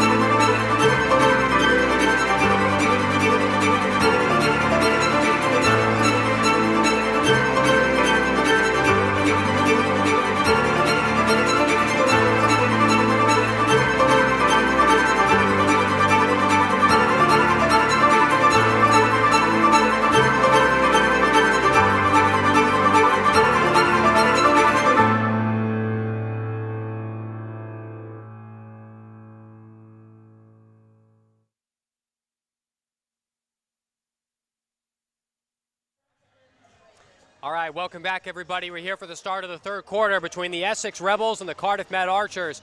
As we come out of the halftime break, the Rebels have the 52-26 lead, doubling up the Archers' scoreline. Tom, what are you looking for at the start of the second half from the Archers first? I think from the offensive perspective, they need to find a way to open things up. 26 points in 20 minutes isn't good enough at this level. They need to find a way to open things up, create some lanes for their best players. Sometimes you need to go back to basics and just get the ball in your best player's hands or your two best players' hands and keep everyone else out of the way. And defensively, they have to pick a strategy. I think they're trying to do a little bit of everything. So do they want to stop inside? Do they want to stop threes? What do they want to do? Pick it and then work around it. But at the moment, they're trying to do a bit of everything. And their defense is predictable enough that it's being torn apart by the Rebels, really. The Rebels are just going, well, we know what they're going to do, so we're just going to do this small, simple thing. Bang, bang, bang. And as we can see, 8 threes. You know, it shows that the Rebels are really taking advantage of the Archers' defensive game plan. They absolutely have to start the game, obviously. Now the Rebels looking to come out, they're looking to stay on top, keep the high energy they've had so far this game, not give the Cardiff Met Archers a chance to come back. Archers, though, to start with the ball here. We'll see what they can come up with. Start of this third quarter. Jorgensen looking to inbound to Lauren Psyche to start this quarter off. This is Psyche's first game as an Archer. She'll pass it over to Hatch to start. Top Warren, she fakes, back to Hatch. Hatch rolls it around. Bunyan now. Psyche looking for three, she won't take it. Warren, she'll come inside. Warren throws the shot up. Jorgensen gets the rebound. Psyche, long range three, this one's up. Ooh, doesn't drop. Yeah, a lot of contact on the layup there, but I think you can be reasonably happy with that start. Ball moved quite well. Rebels take an early three. They don't get that, but they get the offensive rebound. Tipped out by Salazar to Munz. Long range shot here, long range two. That one rolls in nicely under no pressure. Yeah, Costa's easily got that 18-footer in her locker. That's just a step in three. That was almost like a practice shot for her. Well, Hatch will try the same distance from the other end. She knocks that one down. Yeah, and then I think that's another practice shot for Shannon Hatch, because she's been doing that 15 times a game in Bucks games, and yeah, she's in a great rhythm so far today. Well, Freeman with it now. She's over to Costa, swinging the ball around the perimeter. Rolls it over to Munz. Munz looking for the cross-court pass. She's got it. Kohlhaas has to jump for it, though. Hands it off. Freeman drives inside against two, lays it high off the glass, and that one drops in cleanly. Yeah, some miscommunication there from the Archers. Were they switching that handoff? Were they staying? An easy lane for Freeman. Too many easy buckets given away, part of this game. Foul there called on Andrea Kohlhaas. She fouls Sarah Jorgensen on the reach. And the Archers will inbound this ball after that foul. Yeah, the defensive pressure there. They're hard hedging on that, so they're trying to really stop the ball handler, and she almost got away with it there. Jorgensen passes it over. Psyche with it now, looking to find somebody near her. She's got Hatch in the corner, sends it over to Hatch, long range two. Bounces up and off the glass twice and doesn't drop. Up the floor now, Tia Freeman with it. Knocked away by Bunyan. Bunyan's got a steal. Psyche with it, looking to drive up the court quickly. Long range pass, a little too far, but Warren does knock it off Costa, and that'll be an Archer ball. That's a great look ahead from Psyche. You know, that sort of pitch ahead in transition, but on a straight line as well is a really difficult pass to judge how much power to put on it. So the fact that Warren was able to get a hand to it, I think it's a great pass, and not the pass that many Archers are capable of making. Well, Jorgensen comes out with a three out of that inbound. Doesn't get it to drop, but got an open look there. We've seen a few instances of Psyche's good passing so far to start this game. Freeman comes inside, off the rim. Bunyan had a good contest. Freeman not happy with that, but it looks like it was a good block by Bunyan. Bunyan drives inside, loses the handle though. Went up a little too strong against three Rebel players. Long range three, stops, picks, shot, and that's an air ball. The game's getting a little bit scrappy there. I think that will probably favour the Essex Rebels. When games get scrappy, generally the bigger team comes out on top, and they've certainly got the height advantage. Driving down the floor now, Sarah Jorgensen, her first game back this year for the Archers. Psyche on the ball now. Bunyan looking for somebody near her. She tries to go to Hatch. Hatch inside, splits the defense, rolls off the iron, and that one's in. Another 2 points for Hatch inside. Yeah, so again, some patient play by the Archers, and I think that's the thing. If you want to get back in a game, you don't have to score all 25 points at once. You have time to create those tiny runs that stack up. Munz's three, that doesn't drop, but Kohlhaas with the strong rebound. Costa tries to get the second, she won't. Archers come away with it, get out of that one. Jorgensen. I think they got away with that there. That wasn't really the required effort on the defensive rebounding there. They just sort of stood and watched and prayed that someone would fumble the ball. No one really showed that desire to just go get it. Well, they got away with that one, luckily. Archers to inbound this ball here. Ashley Munz tipped it out of bounds. Psyche sends it into Hatch. Psyche again. Guts inside, gets the screen from Hatch, lays that one up. Doesn't drop, but another open look. And she's showing the ability to get into the key and then either create for others, and she went for the floater there. Munz long range three, that one won't fall, but she's fouled. Fouled by Issy Bunyan. That's gonna be 3 shots for the Rebels. Again, it's not the first three-point shooting foul of the day for the Archers. They really have to be more careful. Just clipped again while she was looking to land.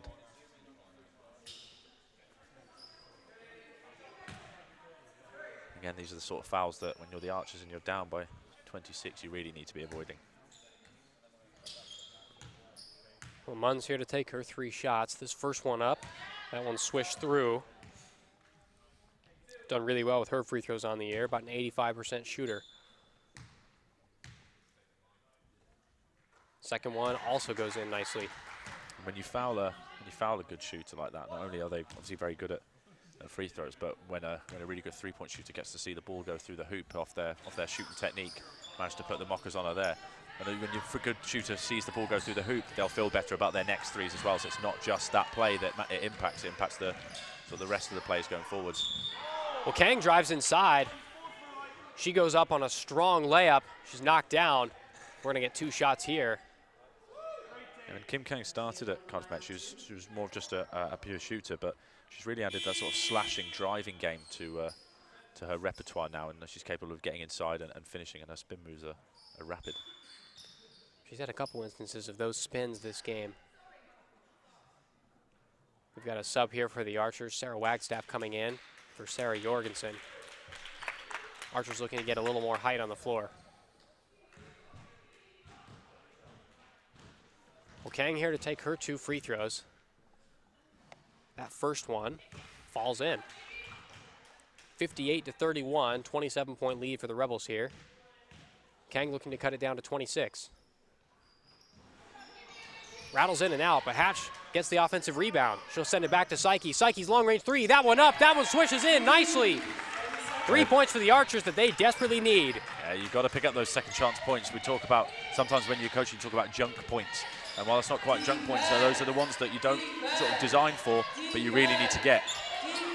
A strong closeout here from the Archers. Munn's looking to drive inside. She's got a switch. Psyche hacks her hand on the way up. That one drops, and Munns is going to get an and 1 after that. Yeah, Psyche not happy about that.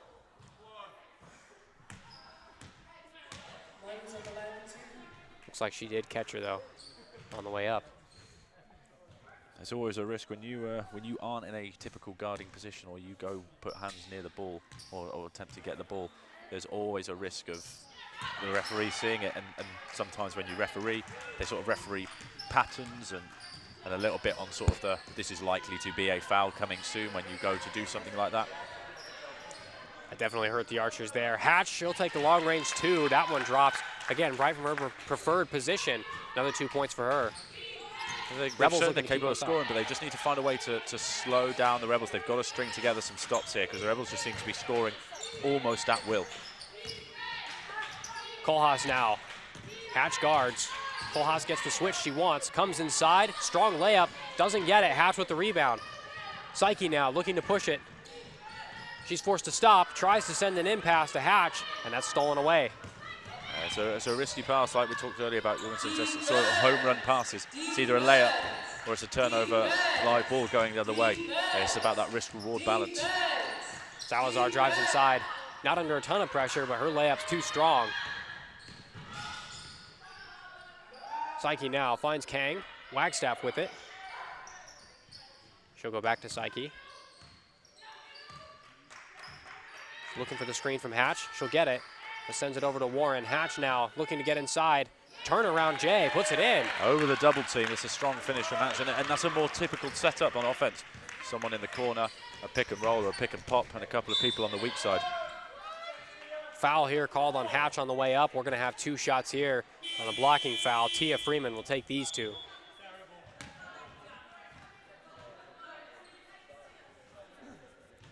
Don't think a lot of people in the arena liked that one. No, but I'm re-watching it there, and I can see that call. She wasn't quite in front, leading with the shoulder a bit. And when you get, like I was just said, when you get stuck in a position like that, it's a very easy one for a referee to look at and go, I've got to call some fouls, and that is one. Freeman's first 3 throw off both ends of the iron and comes back out. Tia Freeman, formerly of Oakland's Wolves and Nottingham Wildcats. So she's got experience in this league. She knows how to play. Her second one drops up and in. Done a good job ball handling this game. She'll check out of the game. DeAngelique Waith will come in to replace her.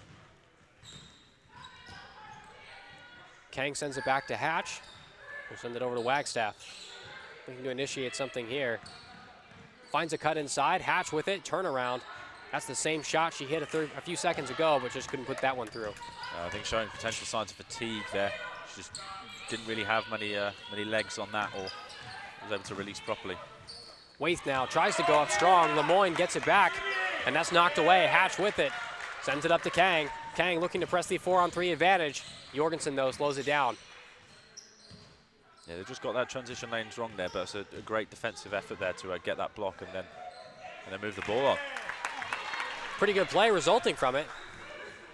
Kang got the screen there from Shannon Hatch, got the open 2, took it, and dropped it in. Stabbed away there by Wagstaff, won't keep hold of it. Out of play. Rebels will take possession of this one again. The Archers have made a small dent, probably not enough of a dent that they'd be hoping for, but they are showing more now than they did in the first half, that's for sure. It's down to a 22-point lead here as we come to the final minutes of the third quarter. Strong layup goes up, doesn't drop in. Waite, though, excellent rebound. Munns, open 3, off the front iron. She gets her own rebound, fights with Lemoyne for it. It looks like they're going to call a jump on that one. Yeah, Munns isn't going to miss many, but again, watching the offensive rebound rather than actively getting rid of it and other people coming in to help. That's one of those possessions there where I think if I'm Steph Collins, I'm feeling like maybe we got away with it there. It certainly did. Inbound to come here from Andrea Kohlhaas. She gets Paxton on the runner inside. Paxton easily lays that one in. Far too easy out of bounds play to have a layup like that. Those are the sort of ones that drive you insane because that just means people weren't switched on, and there's no excuse to not be switched on in the game of basketball. Yeah, too many freebies given up here. Karis Roy with it now, recently checked into the game. Wagstaff looking to get the screen. Not much time left on the clock. Sent inside, Roy tries to go up. Odd looking layup, doesn't go in. That's a really nice example of sort of using a bridge pass to attack in the pick and roll. Lemoyne lifted out. That creates just that different angle of the pass for the rolling Roy there. So while it didn't go in, I think it's a sort of really good process there that the Archers should be looking maybe to do a little bit more of. And they'll need to get the ball back first here. Let's play some good defense. Megan Haynes now. Roy's guarding her. Haynes on the perimeter, tries to go back and forth. Goes up, ball knocked away by Jorgensen, is sent to the top. Paxton open 3, that one up, doesn't fall. Ball knocked around, and Celine Lemoyne comes away with it. A bit more of a team rebounding effort there. So one of them boxing out and then 2 of them going after the ball. That's all it takes is just 1 or 2 more people to come in, and you should be able to come up with it. Off that rebound, Wagstaff gets it over to Roy. Roy in the corner, 6 to go on the clock. Sent over to Jorgensen. She'll need to do something quick. Drives inside, tries to beat everybody there, lays it off the rim, and that's recovered for an offensive rebound and laying in. 2 points for the Archers. Yeah, Archers really struggling for a bit of offensive flow there. They weren't really sure where they were supposed to be. So great job by Lemoyne just collecting that rebound after the ball had already hit the rim and the shot clock buzzer goes off. So she was well within her rights to just go grab it and put it in, and that's a really, really valuable 2 points. Munns trying to get a valuable 3, and she does. Knocks in another one. That's her 5th of the game. She's got a hand right in her face there. I don't think you can really get too much closer without being called for another foul by these refs. So sometimes shooters are just too hot. That's certainly been the case here. Ball sent inside now. Roy kicks it back out. Jorgensen with it, looking to get some space. She loses the handle, though, on the pass. Paxton now driving inside, 1-on-2, gets it over to Munns. Munns can't drop the layup, gets her own rebound. She'll pull it out to the corner, kick back out. Kohlhaas, long range 3, that one's up, doesn't fall. Waite, easy rebound. Doesn't get that one either. Yeah, the Archers getting away with it there, giving up layups and really not playing with that sort of energy or zest required to try and get back in this game. They need to find another gear here. Even if they're not playing well, they still need to play with a little bit higher tempo. Roy tries to come inside, can't go up strong.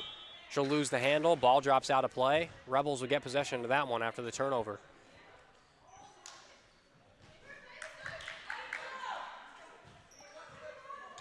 Only 9 turnovers for the Archers today. They really haven't had too many, especially compared to the 29 last week against Newcastle, but just haven't been able to take advantage and get some good possessions offensively.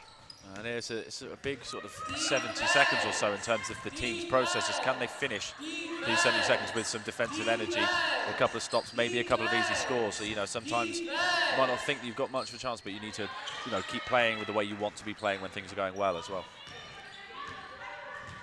The Rebels are the ones playing the way they want right now after that layup from Megan Haynes. Roy's got the ball. She'll send it over. Lemoyne, long range 3. That one goes up. That one bounces off. Almost recovered by the Archers. They'll keep possession, though, here. Knocked out of play by the Rebels. Kang looks to send this one in. She's got Roy. She'll find her. Goes back to Kang. Kang splits the D. Layup, though, doesn't hit the rim. I think it's a good shot. That's the ones that kind of need to fall, but again, Your coach, you're like, yeah, we just generated a layup out of that out-of-bounds play. We're fine with that. Well, that long-range three, that's airballed by D'Angelique Waith, but she was pretty far open. That's a look they'll take. I don't think they'll be too concerned with a 27-point lead either. Waith's main strength isn't her three-point shooting, but she certainly added it to her game last year. And if she's open, she's got permission to let it go. Jorgensen now looking for space. She got a screen from Roy, doesn't get it though. Tries to cut inside, loses the handle, hit by Megan Haynes. That'll be a foul on the Rebels. Again, they are just struggling with spacing. They just don't seem to be able to go anywhere, and I think that's partially a product of their own offense, but also the Essex defense is just swarming them. They're not able to get anything that they want, and they really have to work hard just to get the ball inside the three-point line. They really have. We'll see if they can come up with anything better here. This ball sent in. Roy's got it. Roy turns quickly to go inside, loses it on the way up, but that'll be Archer ball. Knocked out of play by the Rebels there. Yeah, sharp little turn, and she just couldn't get the layup to finish. Sent to the back, goes to Roy again, a little too far. Roy's got it, not much time left, 5 seconds on the clock. Kang now looks for space. She'll turn, tries to come inside, throws up a wild one. Off the rim, no good. So we come to the end of the third quarter here. Rebels have a huge lead, 69-42, a 27-point advantage at this point as we come to the break between the third and the fourth. Ashley Munns has 22 points in 23 minutes, and when you do your pre-game scan reports, you obviously have a look. You go, she's leading the team in scoring. You know, she's scorching from downtown, and she's averaging less than 1 assist a game. So how do you maybe try and turn it into a playmaker? So we were talking earlier about roles you're not comfortable with. You also have to try and do that to the opposition. So can you force sort of shooters to be playmakers and playmakers to be shooters? And Essex have been able to basically play how they want to play. They didn't score too much in that quarter, but also it's not troubling them at all. They're just sort of going around there, running what sets they want to run. They also just made some changes. It's not as easy for Essex to post up. They've been a little bit better at containing on the perimeter, but fundamentally they're not putting Essex under much pressure at all. It's not like Essex are having to scrap to maintain this lead. It looks like they're just going to cruise through to the finish here unless the Archers can pull off something remarkable. Really does. The Archers did come out with some better defensive effort that quarter, and they managed to get some more stops. The Rebels have dropped their shooting percentage down to 46% and to just, quote-unquote just, 40% from three. But it's something, it's some progress. Now, the Archers just weren't able to get many points out of that quarter, and, well, here stands the 27-point lead. We'll see what they can do as they try to end this game strong. Archers looking to take away something positive from this game, even in this loss. So I think something when you're a coach in this situation, you're not saying the game is done, but you saying to your team that until the buzzer sounds and the scoreboard says 0-0-0-0, you have to keep playing as if you can win. There's a sort of, it's the mentality of how to play, and I think that's what the great teams are always playing. Like even when they're down, they're still going for it, and that's something that the Archers need to learn if they want to sort of slip from that just outside the playoffs to just inside the playoffs area.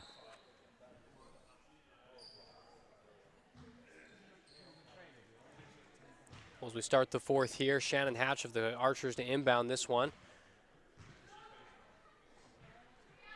The Archers have got quite a tall lineup, so perhaps they'll look to play a little bit sort of more aggressive defense perhaps and try and suffocate Essex a little bit. You can see Essex have come out of the zone. Wagstaff with it, she goes to Jorgensen. Ball cycled around, Lemoyne takes it inside. She'll throw it back out, nobody there. That's an easy turnover. Rebels driving quickly. Haynes jumps it, collects, sent over, switch to the far side. Drives inside, Munns pulls up for two, can't drop it, but Waith gets the rebound. She's still got the ball, battling for it. On the floor, it looks like that's out of bounds. That's a really good bit of hustle by both Munns and Waith there. Obviously Waith not quite happy with maybe how the Archers defended that, but again, as a coach, you cannot fault the effort to keep scrapping for that ball, even when you're up 27. Rebels have to be pleased with what they've seen so far. Wagstaff bringing it up the floor. Comes back to her. And Essex still in that sort of 2-3 zone. Some good ball movement there. They've got to try and move the ball a little bit faster to break it apart.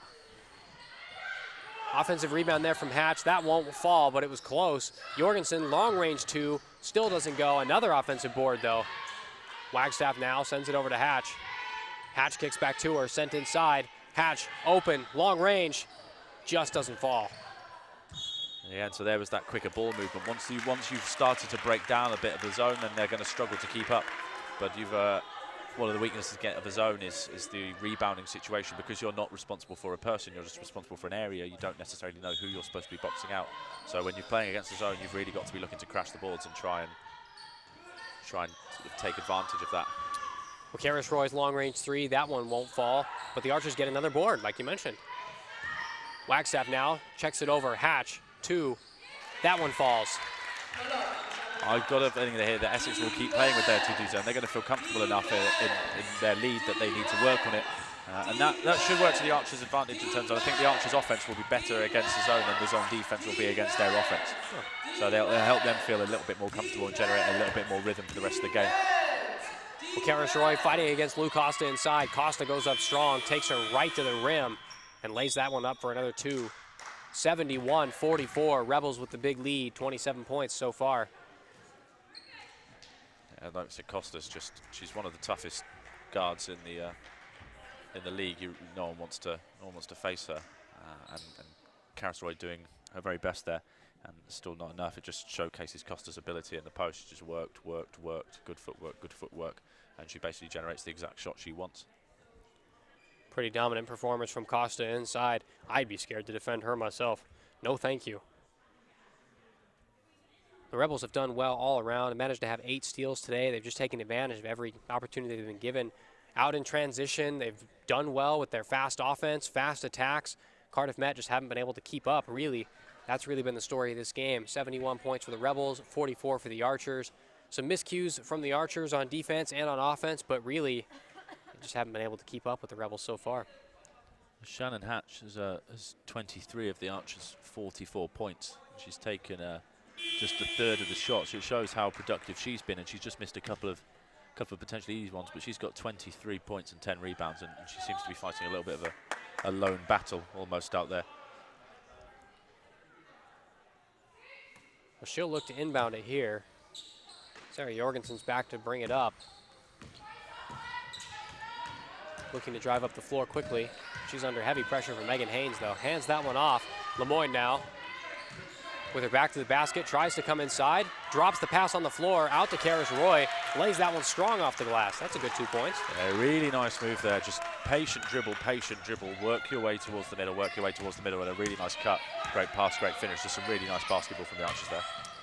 Well, another good move here from the Rebels. They got it inside the D'Angelique Waith, just couldn't finish it. Jorgensen to bring it up the floor. She finds Wagstaff, quick kick. Roy with it now. Looks like she was hit on the way up.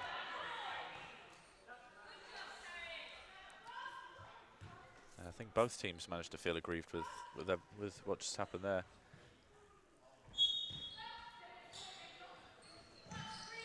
To inbound, Jorgensen finds Hatch. Top of the arc. Jorgensen looking for space. Munn's guarding. Open three here from Karis Roy. She puts that one up. That one falls in. That's a big three for her. 71-49. Archer's cutting this down a little bit. She missed her first one quite badly, and that can sometimes discourage someone, so it's really great to see her just take her time and just knock it down. Pass kicked out. Munns, she fakes. She cuts inside. Middle range two. Doesn't drop. Karis Roy, she's got the ball on the deck. Bounced away. Looks like it's going to be Rebel ball. There's a lot of people on the deck there. That's good. So I think it's just showing again, you know, it's that a 22-point lead for the Rebels, and they're still flying after it. And Archer's down 22, and they're still flying after it. And I think both coaches, again, you can't fault the effort that they're putting out there. Yeah. In terms of it's not like they've given up and laid down. Sometimes it's just not working, but they are still desperate to get the ball for their team. The Rebels have definitely done well with that. Haynes cuts inside. She drops that pass off to Costa. A rare miss, but D'Angelique Waith cleans it up, puts in her own board. Again, Haynes' speed, just getting into the lane, she's almost uncontainable in there, and that's also then forcing the help rotation. So then the offensive rebounders like Costa and Waith are then going up against slightly smaller players where they've also got positioning and size, and that's a really big advantage. If you've got a guard like that, you will see better offensive rebounding numbers. Well, you just saw a great play there from Megan Haynes. Another deep pass, strong pass to Ashley Munns. Easy layup. when you're down by that many, you don't want to give up those sort of simple ones in transition. You really want them to have to work much harder. Just didn't quite come off there, though. Jorgensen with it now, trying to find space inside. She'll go back. Roy sends it to Wagstaff. She'll take a long-range three. That one doesn't drop, but Hatch gets the rebound. She can't put it in either. Waith comes away with it. Yeah, Hatch really starting to look fatigued there. The Archers offense there, again, trying to run that flex one. It's just a little bit slow and clunky. You know, if each action takes a bit too long, it's quite easy for the defense to just adjust. Whereas if they can get them going with a bit more speed, then they'll find it a little bit harder to react. With that one out of play, Megan Haynes touched it while out of bounds. This will be a turnover. Archers will take possession with it. We'll have a couple people checking in here. Levi Warren and Lauren Psyche both coming on for Sarah Jorgensen and Shannon Hatch. Just under 6 minutes left to go here in the fourth quarter. Rebels maintaining a 26-point lead. Archers keep cutting it down to 22, 23 around that area, but then Rebels just put it back up every time. And again, when you're coaching in these situations, it's a case of, you know, do you try and get some rhythm for your starters, even when you're down by 25? Do you try and get some more playing time for your bench? And you can still work on stuff as a coach. So just because there's a 26-point deficit, it does not mean that sort of the purpose of the game is done by any point. Not at all, and the Rebels certainly have taken that to heart. Big transition basket there. D'Angelique Waith with a strong layup. Got another two. That's where the Rebels are best. Transition. And I think that one will annoy Stiff Guns, as they've just had a couple now very easy ones where they've just run faster, and Archers haven't reacted quick enough. You know, there must be some certain non-negotiables you have in your team, and one of them is don't give up layups in transition. So for layups like that, is one of those ones that sort of sits with you a little bit. Like, these are the ones where we could have just cut these out, and then it's only an 18-point loss or 18-point deficit rather than we're at 28. Absolutely. Long-range three here from D'Angelique Waith. Rolls off the rim a couple of times. Costa brings it down. She's fighting for it down low with Wagstaff. Wagstaff gets away with it. She and Waith now on the deck. Wagstaff gets it back. She's knocked down on the ground there from Lou Costa. It looks like everyone's all right. Psyche drives inside. Strong layup. That one goes off the glass. Under pressure. Drops it in. That's a very physical 20 seconds there. Costa was under a lot of pressure from Wagstaff, and then it's a great finish by Psyche. It just shows like it still means something, even at this stage of the game. And bam, pops a long-range three. Doesn't drop in. Kohlhaas can't keep the handle. That one falls out of bounds. Archers will take possession again here.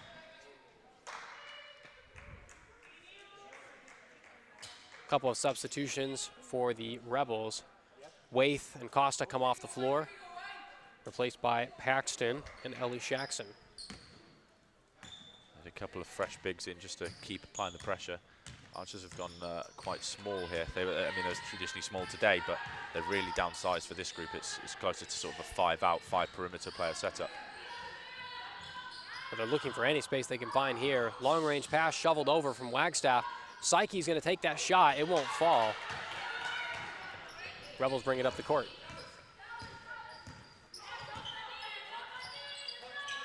Carla Salazar drops that one off. She'll get it back. Kohlhaas now, letting her offense reset. Drives it inside, beats the defender. Long range two, easily dropped in. There's more excellent guard play from the Rebels. Just one dribble, take the open shot, and keep burying them. It's been a close to complete performance from them. Long range three from Bunyan won't fall. Another rebound here for the Rebels. Carla Salazar to take it up the court. Jade Mbam's got it. She'll find Kohlhaas. Another corner three. Looks good. A little too long, though.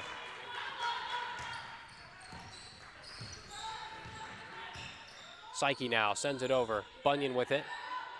Out in the corner, inside. Lemoyne kicks it back. Wagstaff, open three. Just can't fall for it. Had a few open looks, just hasn't been able to hit them. Yeah, the game's, it's not necessarily drifting, but see, the game is basically done. It's been 3 minutes to play, and it's a 28-point deficit, but it's really important for both teams that they don't just go through the motions for these last few minutes. And I'd say it's probably equally important for Essex. I was speaking to the coach at the start of the game, and he said he'd had 23 practices from the start of the season to today. So he's still got lots of stuff he wants to work on. He wants them to get into a little bit better game shape. He wants to work on a few defensive concepts. So it's really important for them that they still use these last 3 minutes, despite the fact that they are up by a lot, to keep working on stuff. And the same for the Archers. You know, the return fixture next week, you've got to try and find a way to beat certain defensive strategies or offensive strategies. So it's not like you can just sort of mail it in for the last 3 minutes. You've really got to keep grinding. Not at all. Like you mentioned, both teams play each other next weekend in the WBBL as well in Essex Arena. Looking to get some, looks like there's a travel there, and that will be Archer ball. Both teams looking to see what everyone's got from the other team's roster. Cardiff Met, hopefully for them, they'll take some inspiration from today, come up with something different they can do next week, try to get a win on the road. It's not quite a free hit, but knowing exactly how the opposition plays is both a blessing and a curse, and that they also know how you play. But it does give them license to get creative during the week and see if they can just come up with some crazy solutions that, again, it doesn't necessarily have to work for 40 minutes. You might just have 2 strategies that work for 5 minutes, and maybe that keeps it close enough that your regular stuff then does the business. Absolutely. Rebels now. Big Salazar, she's got that long-range shot. It won't drop, but another offensive rebound comes back to her. Freeman drives inside, kick back out. Another drive, forced out again. That one inside from Shaxson. Bunyan, good defense. And again, Essex showing the advantage of just being big across the board. They've really pounded the offensive glass in this 4th quarter, but Colehouse, a guard, just comes flying in and generates an extra possession. Foul there, reach from the Rebels. This will be taken out from the baseline by the Archers here. And it's a good, you know, these again. Lauren Psyche's played the last couple of minutes, and she's got just under 2 minutes left. Again, it's good for her to play. Traditionally, coaches might decide that okay, she's maybe one of the starters or one of the better players, but she's done. There's a good chance for her to understand the system a little bit better, sort of get some game time in her legs, and keep working on stuff ready for some big games coming up in both Bucks and the WBBL. The Rebels coming away with that one. With a missed shot from Kang. Jackson's got it now. She's looking for someone to help her. Big Salazar's got it. She gets the screen from Shaxson and the switch. Shaxson switches it over. Kohlhaas in the corner. Freeman now. Psyche on her. Cuts inside. Just beats the buzzer. Doesn't get it to drop. That one going to be off Shaxson's foot. And the Archers come away with it. Good play there from Joel Moreno. Just a good job to get a hand in there and not let it be easy for them to just grab the ball and turn and put it straight back up. If you get your hand on the ball first, or as soon as they grab it, it's really tough to just rip it away. Well, definitely. Psyche's got the ball here again. She'll find a corner outlet pass. Kang, long range 3. That one goes in. Perfect pass, on time, on target. You always talk about getting it into the shooting pockets. It was right there, exactly where King Kang likes to have it, landed our hands, and that shows the benefits of having an experienced point guard on the team. Paxton goes up strong. She's fouled there. Should have 2 free throws here. She's fouled by Issy Bunyan. 2 free throws for the Rebels.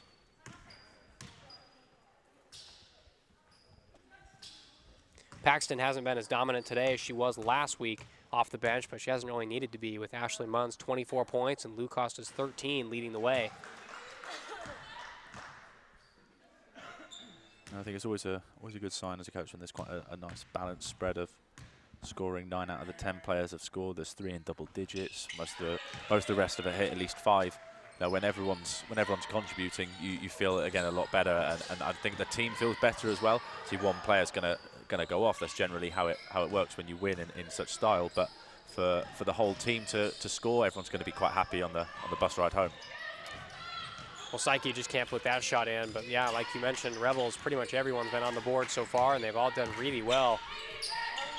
Big Salazar's got it, looking for space. She kicks it out to the corner. Freeman, long range 3. She's fouled on the way up. That's going to be 3 shots. Fouled by Joel Moreno. And it's the 3rd time today that the Archers have fouled a 3-point shooter, and they did it a fair bit in Bucks the other day. Just essentially not giving enough space for the landing. It's one of the key areas of emphasis as a referee, is making sure that you protect shooters. As long as the shooter's going straight up, straight down, you've got to give them somewhere to land, and that helps prevent injuries, people rolling ankles, some dirty play there. So it's just a fair contest from Moreno, and Freeman just landed a little bit further away than when she took off from, and Moreno takes the foul, but I think it's a fair call as well. Yeah, we've seen a lot of those calls today, but like you said, they don't feel unfair.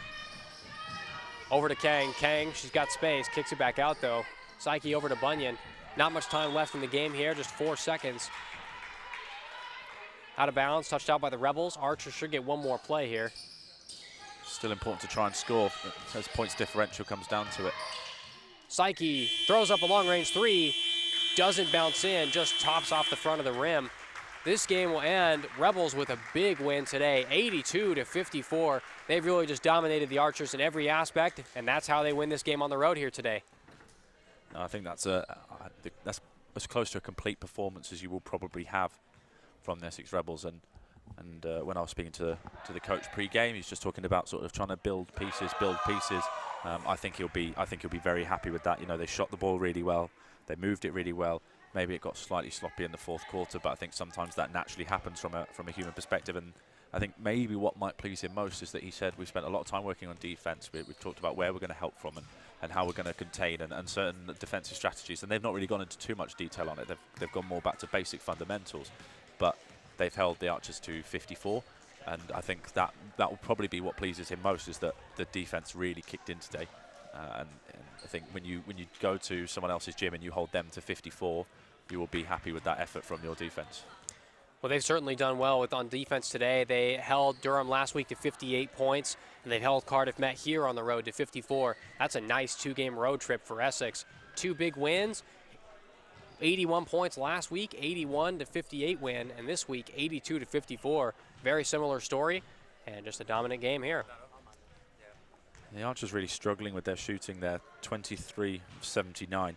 It's only shooting 29%, including 21% from 3. They really just struggled to get it going. Shannon Hatch had 23 points and 11 rebounds, but aside from that, no one else really managed to get going. Well, we're going to come over now. We're going to cut over to a quick presentation here post-game for the Cardiff Met Archers. We've got a quick presentation here. We'll drop you to for Robin Lewis, ex-Archer player, right now.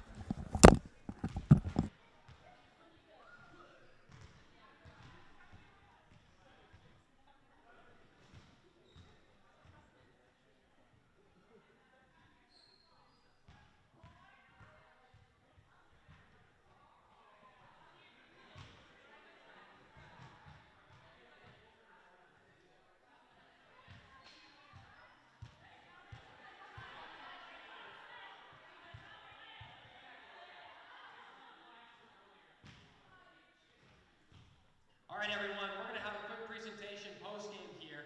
We have an ex-Archer great basketball player here today. Robin Lewis, if you want to come on down.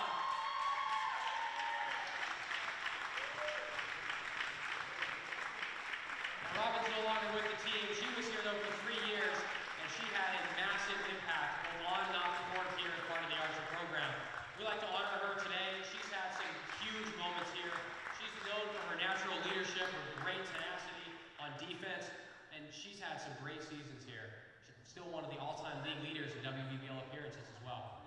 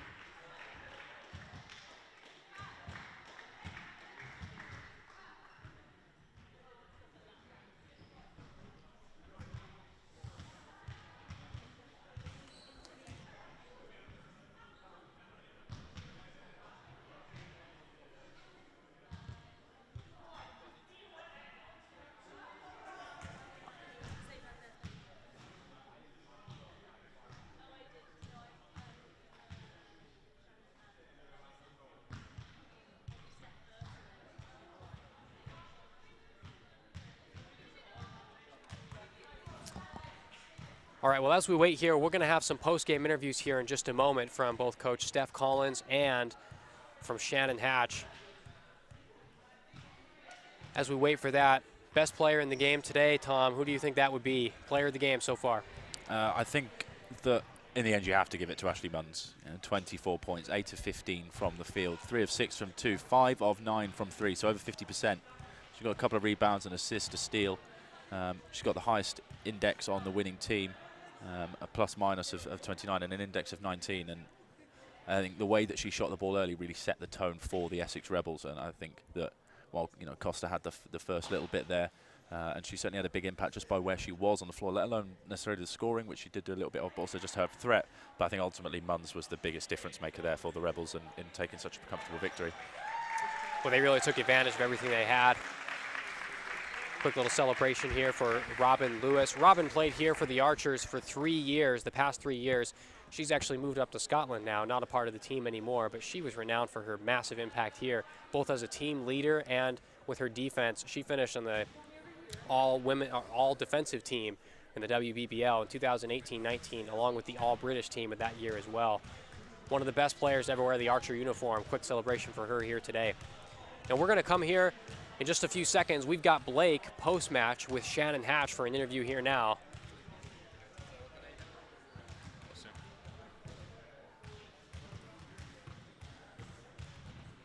Okay, joining me now post-game is Shannon Hatch, a very key player for the Cardiff Met side today. It was a tough game today for you guys, but was there many positives you can take going forwards after this? It was definitely a really, really tough one, to be honest. The positive is that, like, we really fought back after the really bad first quarter that we had. I thought we were in it, and we showed some fight, and we didn't hang our heads too low, and we really just kept on fighting possession by possession. They're really, I mean, credit to them. They shot the ball really, really well, and they played well together. They shared the ball, and they just made it tough on us. But yeah, after going down 25 in the first quarter, I thought we really battled hard to just keep it even. And I know we can't erase that first quarter, but if we could just look at the other 3 quarters, we were in it and we fought really hard, so I was proud of the girls. Yeah, so there's definitely many positives you can take from that game. Is there anything in particular that you'll look to change going into next week's game, again against the Essex Rebels?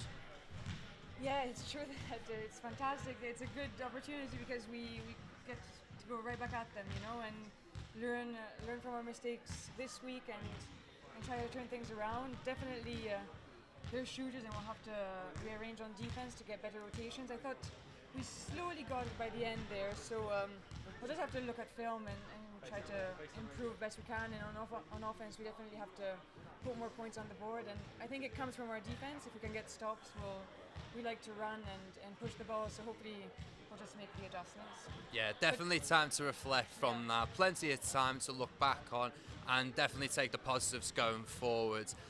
We're just waiting for the coach, Steph Collins, who's going to be joining us in a moment. And just before she does, looking back on your performance, but in particular, would you say you're proud of how you sort of rallied the team up? I noticed yourself and a couple of the other players, like you said, in the second half, the energy seemed to increase, the points started getting scoring. What was the difference? What was the half-time talk that Steph went through you guys? Was it to more patience when going towards the bucket?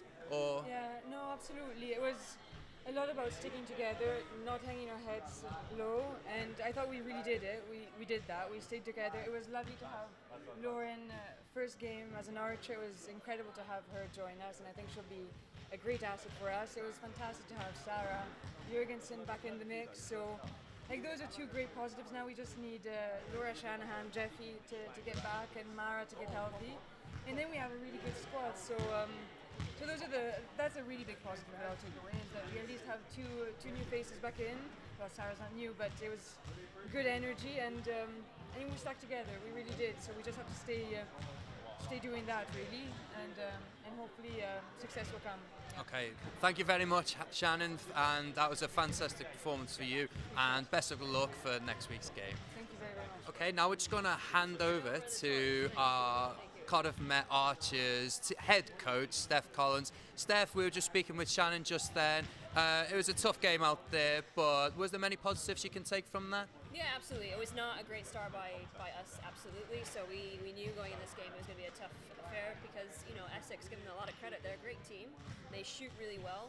So we knew we had to key on some shooters and stuff like that. So, and with Costa inside, that was going to be a presence that we had to take care of. So, you know, like we had a tough start, but I think the way they responded was we got a timeout, kind of sorted some things out. I think overall, you know, like there was some good spells, good periods of play. We just weren't able to string it together for 40 minutes. So I think that's the difference. And obviously, you know, they shot particularly well. For us, you know, we haven't quite found that offensive flow for us. So, you know, a lot of our shots didn't drop today, but something that we can keep building upon. Absolutely. Yeah, we said before that there's plenty of positives you can take from that going forward. You get another opportunity to play against S Rebels next week, Yes. which is a great chance for a bit of redemption. What will you be doing in training now in particular going forwards? Is there anything in particular you want to try and focus on to try and maybe nullify their attack? Yeah, so I think, you know, now we got to look at this game, watch video. I think that's probably a very powerful tool for us, is to kind of watch this game, because the beauty is that we don't see them in 2 months' time. We see them next weekend, as you mentioned. So now we can watch video, see what, you know, went well, what didn't go so well, what can we improve, and, you know, we'll take that opportunity to kind of put it right in training this week. Yeah, absolutely. And that is such a vital asset that you get to sort of reflect on that game and a quick turnaround to play against that same team. Yeah. And I was saying before with Shannon, there's a couple of debuts. Would you say at this stage of the season, it's more about like experimenting to see what works, or is it sort of try your best now and get some points early on in the season to hopefully try and qualify for the playoffs? Yeah, I mean, it's been interesting because, like, obviously this is, you know, Lauren's first game with us. She should have been here earlier. Obviously Sarah's returning for the first game. We've obviously missed Mara, so she's not in the lineup. So we've had quite a different rotations. Even Joelle's coming back in the mix because she was injured. So we've had some fresh faces. So it's kind of now, you know, there was a little bit of that international break. So we had a period off where we didn't have any games. So it's kind of, I kind of said to them, look, like this period now, between now and Christmas, we've got to treat it like a mini season in itself, because we've already played 6 league games leading into that international break. And now we're playing 5 more games before we have a Christmas break where we have 2 weeks off. So it's kind of now, okay, let's see what we can work on, what can we focus on offensively, what can we focus on defensively during this spell of time, and see how we do. And then we go into the new year, refreshed, and kind of like, okay, keep going.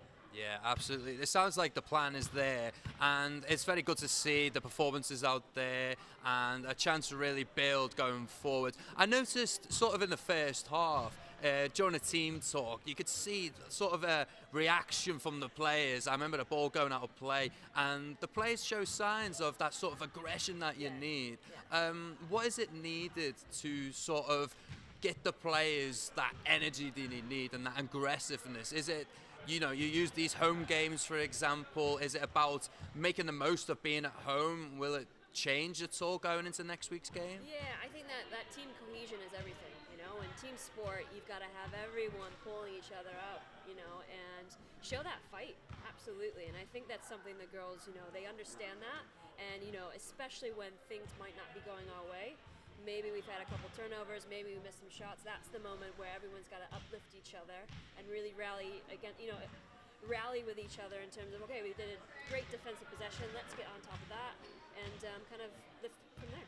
Yeah, okay. That has been a very insightful view from you, and I wish you all the best for next week. Hopefully that you can really build from this, and hopefully the energy is always there from whenever you go on the road. So that was with us at Steph Collins, giving us some really good insights from today's game. And it was an unfortunate defeat from Cardiff Met today, but I'm sure they will really look to bounce back in next week's game. Thank you very much for joining us at the Archers Arena here at Kincoid campus in Cardiff. Nostar. Thanks, guys.